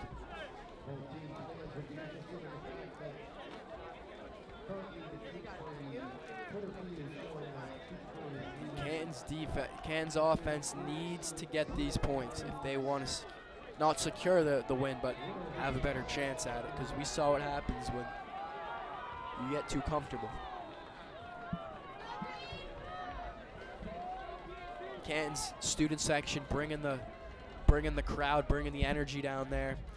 And we're going, actually, here on Canton Community Television, we're going to have former announcer Nick Flaherty come up to announce, but he unfortunately couldn't make it up here. But he's down there supporting the boys, and you love to see it. Nick Flaherty, obviously a very important man to this Canton Community Television staff, and he's made a mark for sure as he's over at UMass continuing what he loves, and that's sports broadcasting. And I've had the pleasure to work with him in the past before. This is Tiernan Ritson, And there's going to be a flag. And there, I think it's on the defense. And Canton's offense will go right back out there.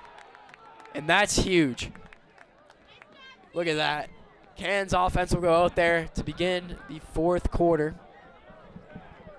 after an offsides on the Marblehead side of things.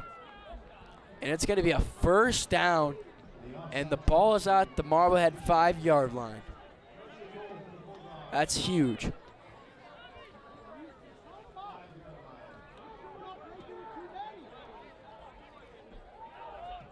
Canton's at the Marblehead 5-yard line. And I wonder how they're going to play this. If they're just going to run the ball, maybe try to run some of the clock down a little bit to give the offense less time.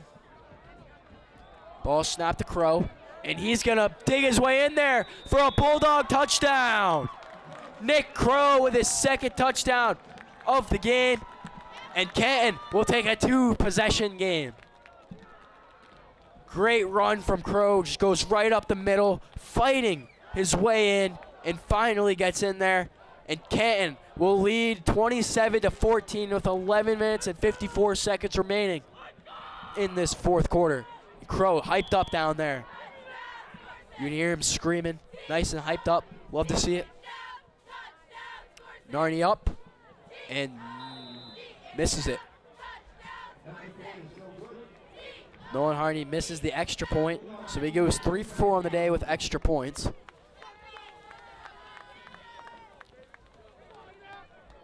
And now Canton's special teams will go out there to kick off to Marblehead.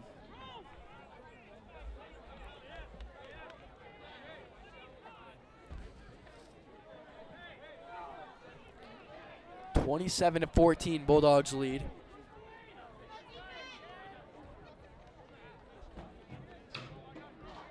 (11 minutes and 54 seconds remain. Boy, do we have ourselves a game.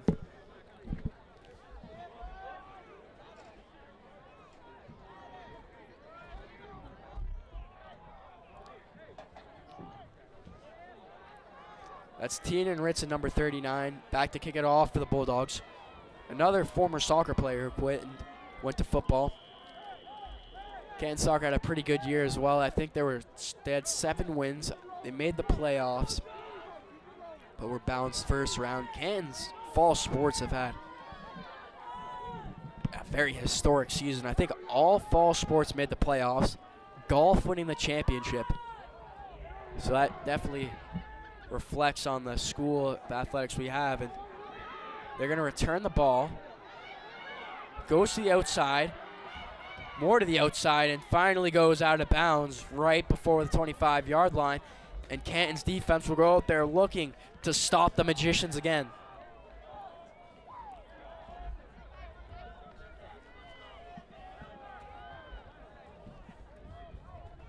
A very good return there from number 18, Owen Coyne. I mean, he didn't have, he received that, but he got the ball at the 1-yard line and just took it all the way up past the 20-yard line. So pretty good there. Ball snapped. He's going to pass it to number 4, and Nolan Harney brings him down immediately, and Jerome Weeks a little tap at the end there. And a loss of yards there. Jack Molinari with the catch, but hit right as he got the ball. Teddy Schumann comments dogs. Love to see that. Teddy Schumann, a golf champion. Won himself a ring just a couple weeks ago. Ball snapped, throws the ball, caught by number 19, who goes past the first down. He'll get more, and he's off to the races and just goes out of bounds. And that's number 15, Landon Dosh, with the first down. A good throw there from Gallup, and Dosh just took it down the sideline and got a huge gain there. Look at that. Very fast player. Nearly outruns Pereira, but Pereira makes him lose his balance a little bit and finally goes out of bounds. Gallup snaps the ball. A screen pass. Gets to number 13, and he's still on his feet and gets a first down. A great effort there from Braden Callahan on the screen pass there. Breaks a tackle and brought down. So a gain of about 10 or 11 yards there. And the Magicians' offense is rolling right now.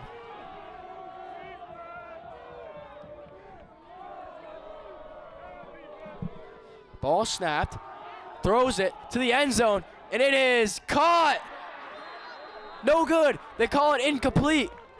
Number 24, Nolan Harney on the coverage. Number 4, Jack Molinari, the intended receiver. And that looked like a pretty good throw. You can see here, he just had it in his hands but wasn't able to maintain. He couldn't survive the ground and lost possession. So a good effort there from Molinari. A great throw from Gallup.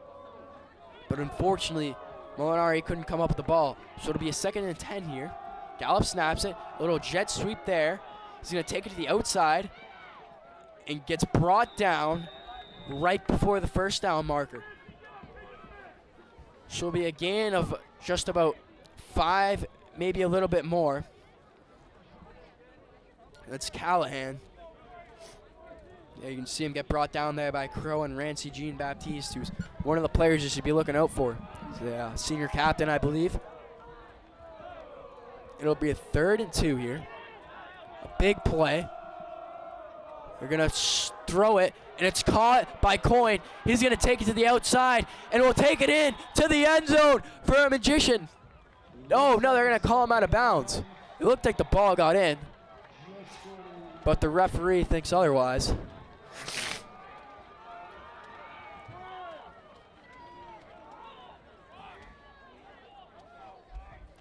Oh, yeah, it looks like the ball was very close to getting in, but the refs call it out of bounds.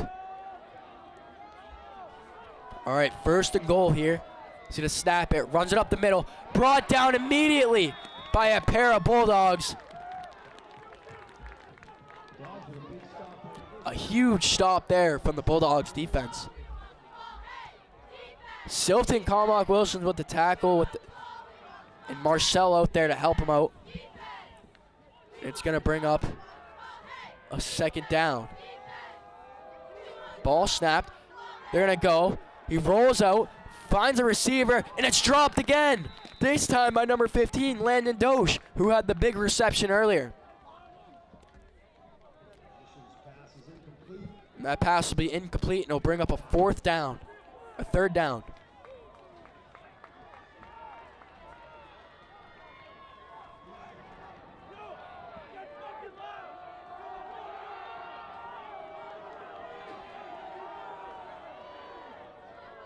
Ball snapped, a low snap.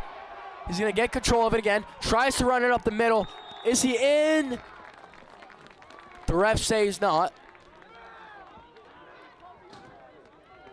And it's going to bring up a 4th down here with Marblehead's season on the line.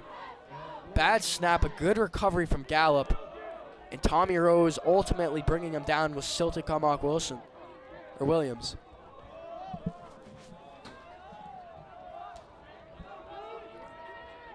And it'll be a 4th and 6 here. The Marblehead season on the line. If they can get this, that's huge. If not, it's going to be a lot difficult to come back from. And they're going to call a timeout.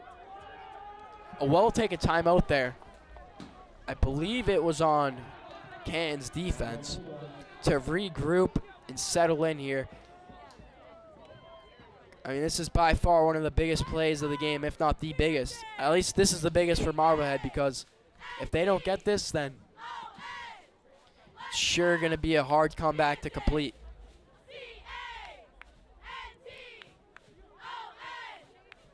(27-14) Canton. 8 minutes and 56 seconds remain. And I'm going to try and get the Tewksbury score up, because the winner of this either plays Tewksbury or Ashland in the Final Four.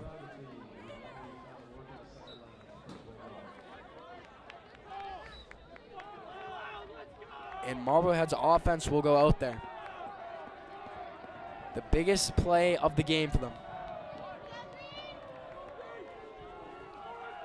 Here we go, ladies and gentlemen.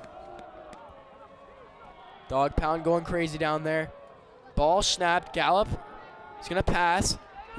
Has a lot of time back there. Rancy breaks a block, and it is incomplete. Canton's defense comes up with another huge stop. And they're going to call a flag. They called a flag. I'm not sure who it's on. But I think it was on Canton.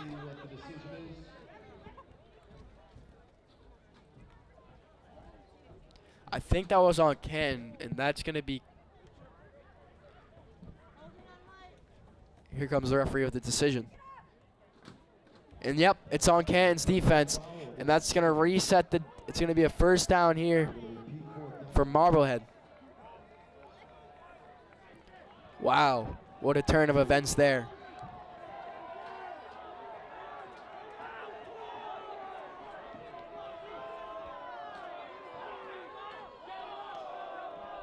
Here comes Marblehead's offense. A 4th and 6 here. Another. The game on the line. Snaps. They're going to run it up the middle. And he is... Is he brought down? He is! He's brought down. And Canton's defense comes up big again. Look at that.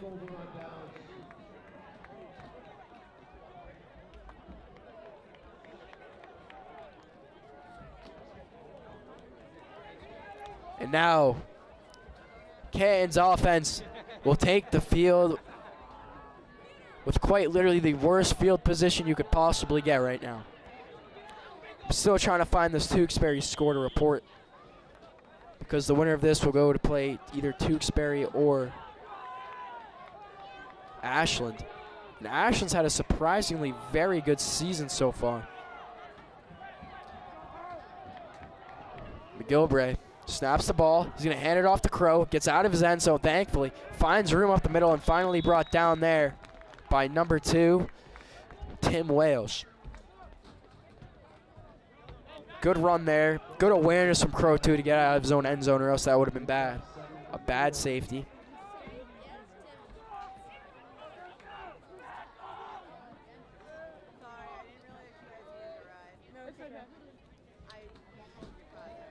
And Canton's offense will take on a 2nd and 5. Crow runs it up the middle and gets flipped. And he is down, but gets up. And we cannot afford another injury. That's a great hit there from Coyne, though. Going right for the legs.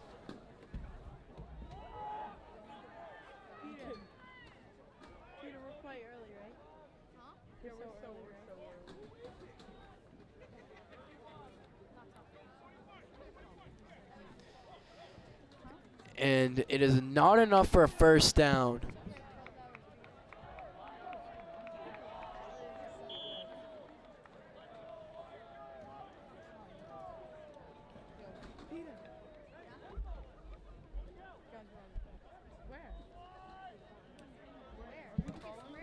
And 2nd and 7 here.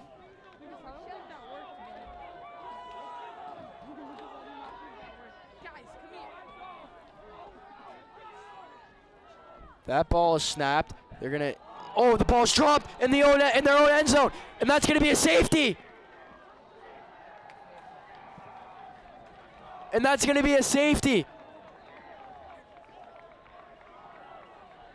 And now Canton's gonna have to punt the ball away. I wonder what happened there. I mean, we've had a lot of those so far.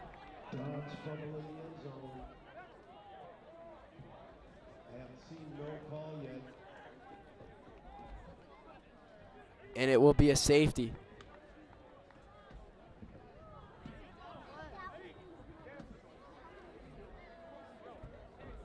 And I just got a report that Tewksbury leads Ashland 21-0 so far. So Tewksbury playing dominant.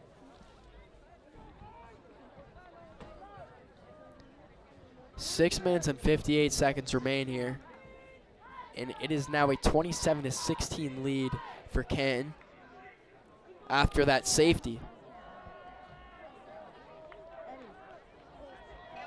So an 11-point game. And that's Marcel back to punt. So you don't really see this too often, a safety, but here we are. And yeah, it is still a 2-score game, but it is playoff football, and if you're a football fan, you know anything can happen. I'm not sure what's going on.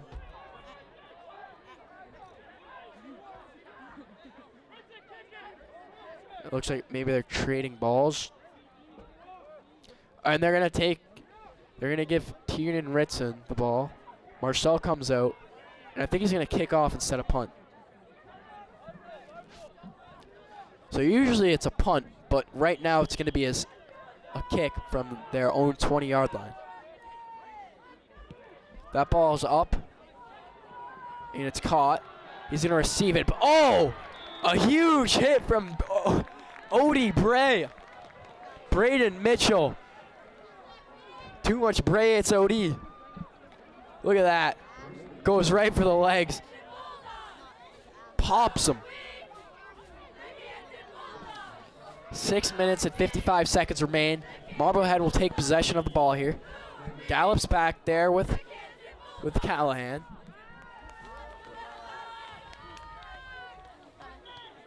Canton's defense has to get a big stop here on this drive. Gallup back there, finds a target. It's caught, taken out of bounds. Big hit from Tommy Rose. And a small gain by number 14, Trent Brown. Good pass there. Good catch.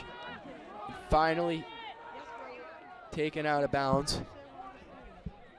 And they're going to run the clock here. As you can see, his knee hit the ground right before he went out of bounds. So therefore, the clock will keep going. Ball snapped. They're going to run the ball up the middle. But Canton's defense is all over that before he could get the first down.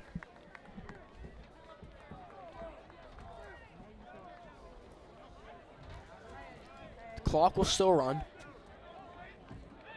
Good hit there from Jake Marcel. In a couple yards, it'll be 3rd down and 3 here. That ball snapped. He's going to throw it. Gets pressure to him. Crow running after him. Throws it on the run. And Nardi with the hat trick. 3 interceptions from Nolan Harney. What a game for Nolan Harney. Having the game of his life when it matters the most. And that's his 3rd interception. Look at that. Jumps up right in the air. Right on his head. Gets taken down, and Canton will regain possession of the ball. By far the best game Nolan Harney has had of his career. 3 interceptions. Scores a hat trick of interceptions. And I mean, if Canton's defense was fantasy, I think they'd be having a pretty good game. Gilbert back there with Crow and Baldigo.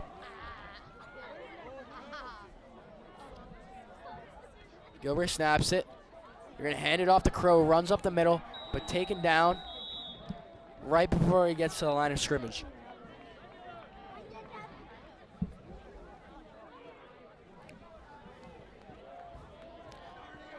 Great play from the defensive line of Marblehead.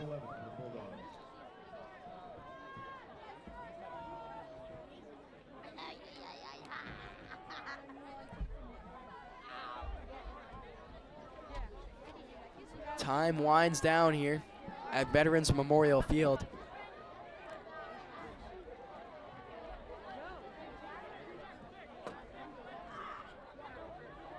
McGilvray back, snaps the ball. He's going to hand it off to Grove, who goes to the outside. He gets tackled by number 51, Declan Gibson. Clock is still running here.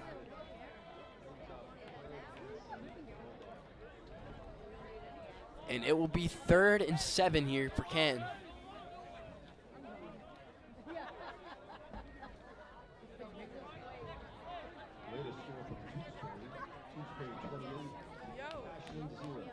27-16, Canton leads.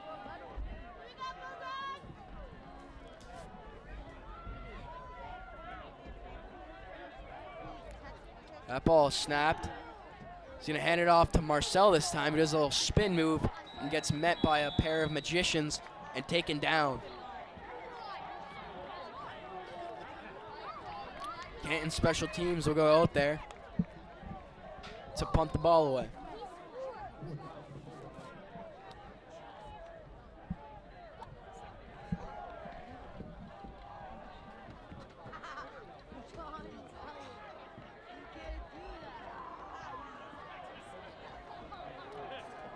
Marcel back there to punt.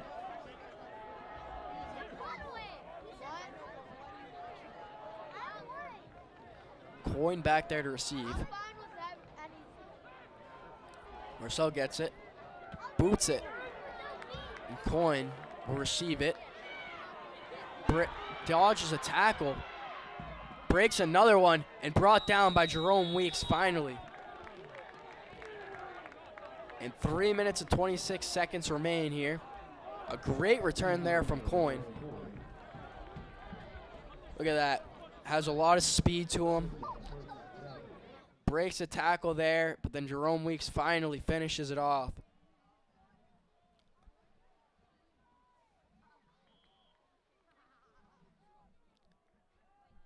Marblehead's offense will take over at the 29-yard line. Ball snapped. Gallup fakes a screen pass, goes deep, and it is caught but incomplete. He was out of bounds. Great coverage from AJ, a great catch, but the throw was just a little too long.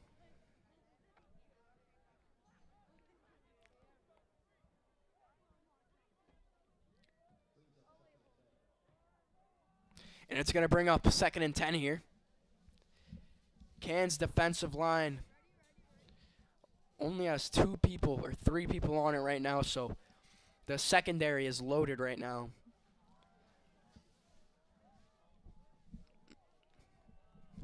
Ball snapped. He's going to wind up the throw. He's going to throw it. Oh, almost caught by Trent Brown, but that's going to drop and it's going to be incomplete. And that's going to bring up a 3rd down here.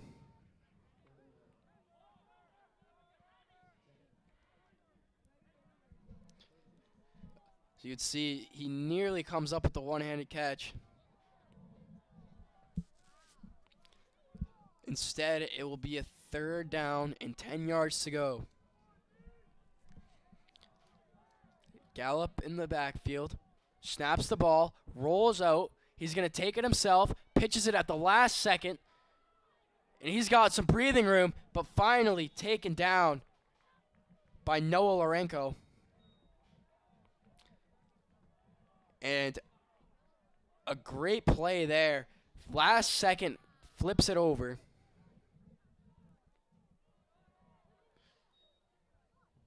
And a good tackle there. Ball snapped. And it's going to be an incomplete pass.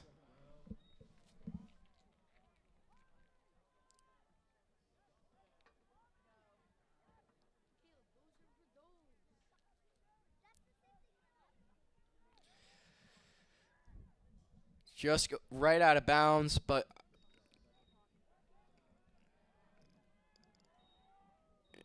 second and 5 here. Ball snapped.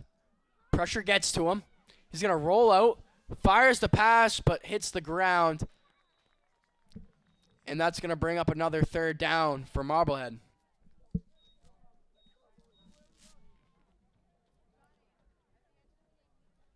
Two minutes and 51 seconds remain as the clock stops because of the incomplete pass.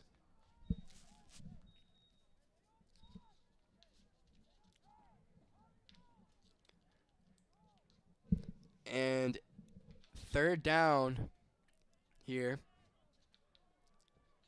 That ball snapped. He's going to pass, and he's getting pressured.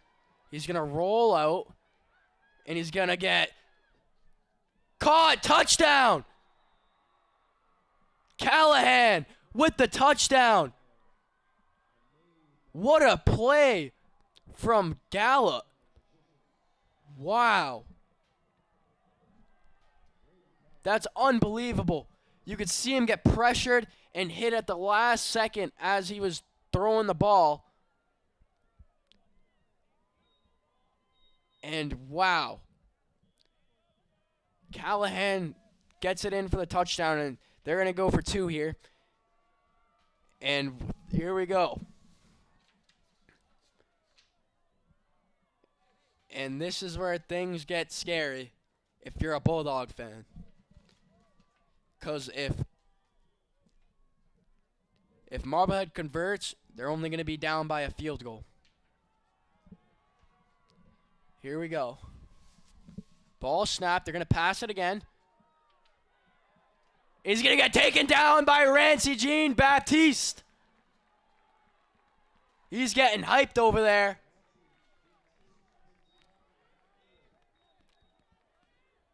Look at that. Great play from Rancy. Huge hit there.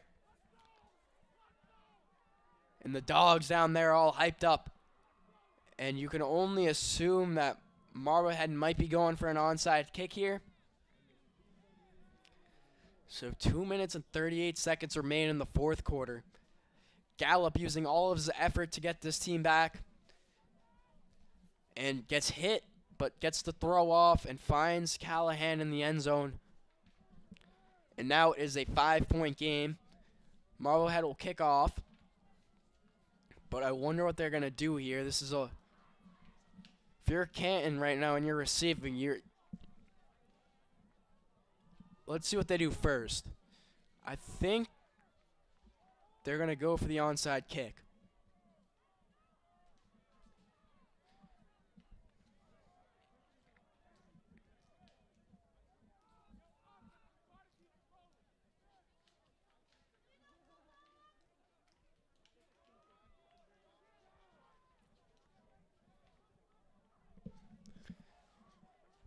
They're all huddled up.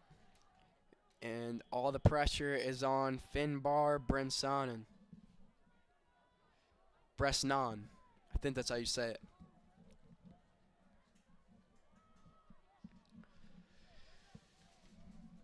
Here we go.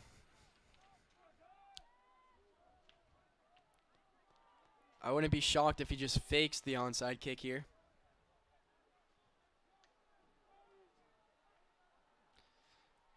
Bresnan boots it all the way back to the end zone, and that's going to be a touchback.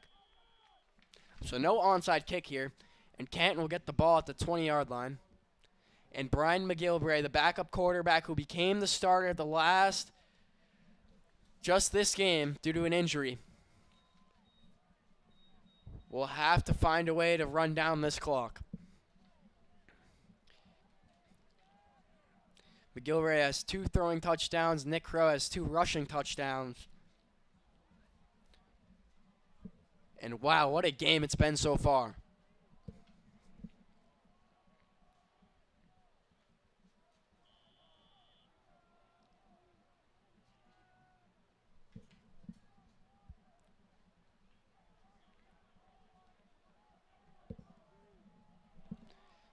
McGilvray back there with Crow. Marblehead still has a couple timeouts left. They're going to run it up to Crow, who goes up the middle and brought down. And if you're a running back for Canton right now, you want to make sure that you secure the ball. And I think Marblehead is going to use one of their timeouts.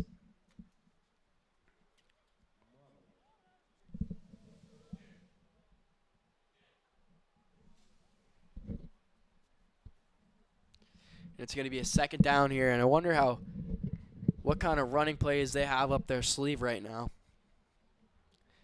And getting a first down here is absolutely crucial.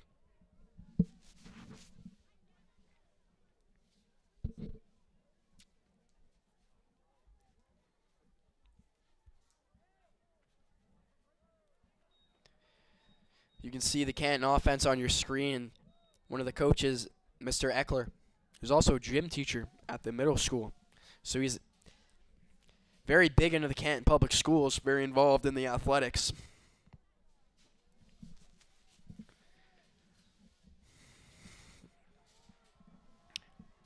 And 2nd down and 6. That's Marblehead's defense going out there.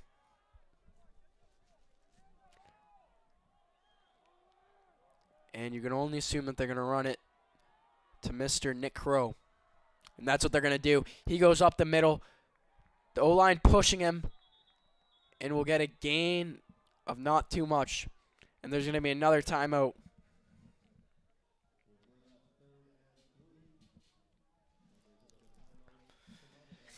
And it'll be a 3rd down and 3.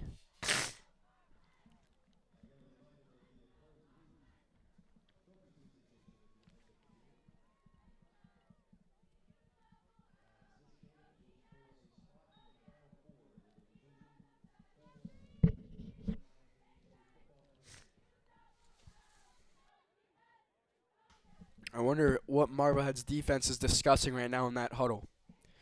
You have a 3rd down, and you need to tackle Crow before he gets that 1st down. Because if he gets that 1st down, that's what's going to be the game changer. Canton's offense goes out onto the field. The dog pound going electric right now. Sidelines going crazy. And here we go. Canton's offense goes to the line. We're all hyped up. They're all hyped up. That ball snapped. They're going to run it up to Crow, who finds a route. Is he in? Does he get the 1st down? Does he get the 1st down?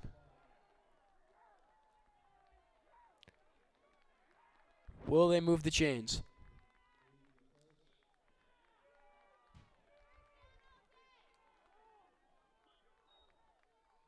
And I don't think they do.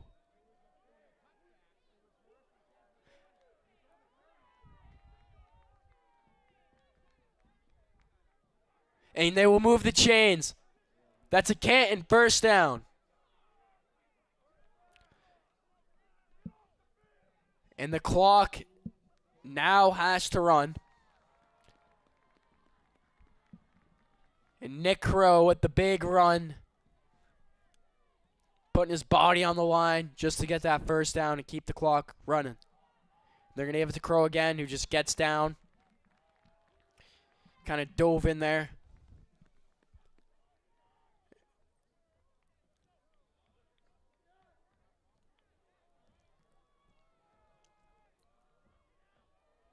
And now it'll be a 2nd down. 1:22 remains.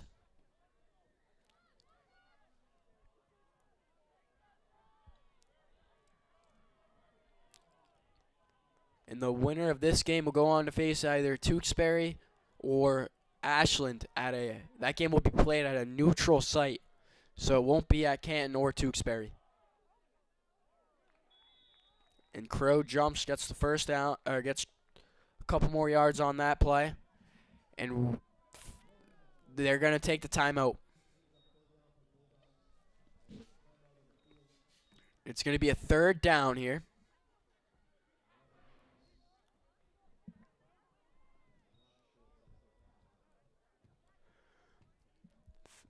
So here's another big play for Marblehead.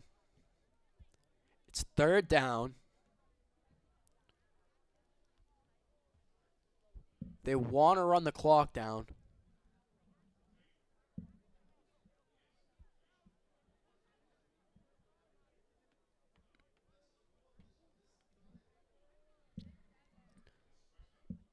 And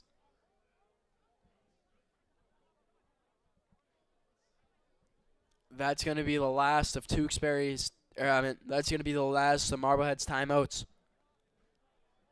So now, I wonder what the play here is going to be. McGilvray back there with Nick Crow. Nick Crow is going to have to use everything he has left in him to get this 1st down. That ball snapped. Running it to Crow. Goes to the outside. Gets the 1st down. And Canton will win it. And now all McGilvray has to do is take the knee, and Canton will move on to the Final Four. And the celebrations are happening on the Canton sideline. And what a spectacular season it has been so far. And Canton will move on and live another one. And now they are in victory formation. McGilvray takes the knee, and the Canton Bulldogs will advance to the Final Four against either Tewksbury or Ashland. An unbelievable game. Canton's defense showed out when it had to. And the offense, led by backup quarterback Brian McGilvray, puts up 27 points on the board. A backup quarterback getting the call a week before the game, saying that he will be the starter for the Elite Eight game. Comes out there, plays his heart out, secures the win, and moves the team on to the Final Four. Kind of reminds me of a Tom Brady story, just like Drew Bledsoe. And folks, I believe that was the last of Canton Community Television's game, or Canton Video's broadcast, so I think this was my last game. I want to thank everybody who helped me in this journey, and I look forward to hopefully continuing this in college. And thank you to Mr. McDonough, who helped me get here. Thank you to P&L and Canton Community Television for giving me this platform. And your Canton Bulldogs will win 27-22 and will advance to the Final Four.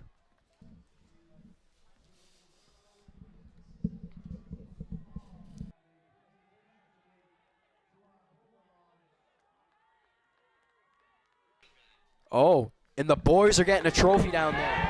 I repeat, the boys are getting a trophy down there. There it is. Principal Jeff Sperling handing them the trophy and the banner. And Canton football will move on to the Final Four.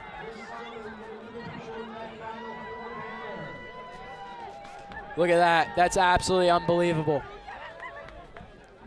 And those are the Canton Bulldogs.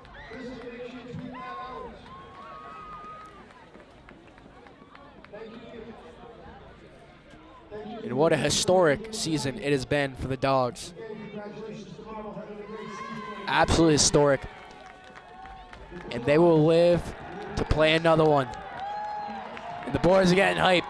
Senior captain Nick Crow hoists the trophy up in celebration and in victorious style. No, we don't come out here to play, but nobody's taking that shit from us. Nobody. Folks, the Final Four game will be held at a neutral site once again. And the winner of that game will go to Gillette Stadium to compete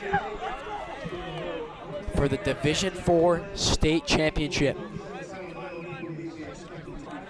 An absolute historic season it has been.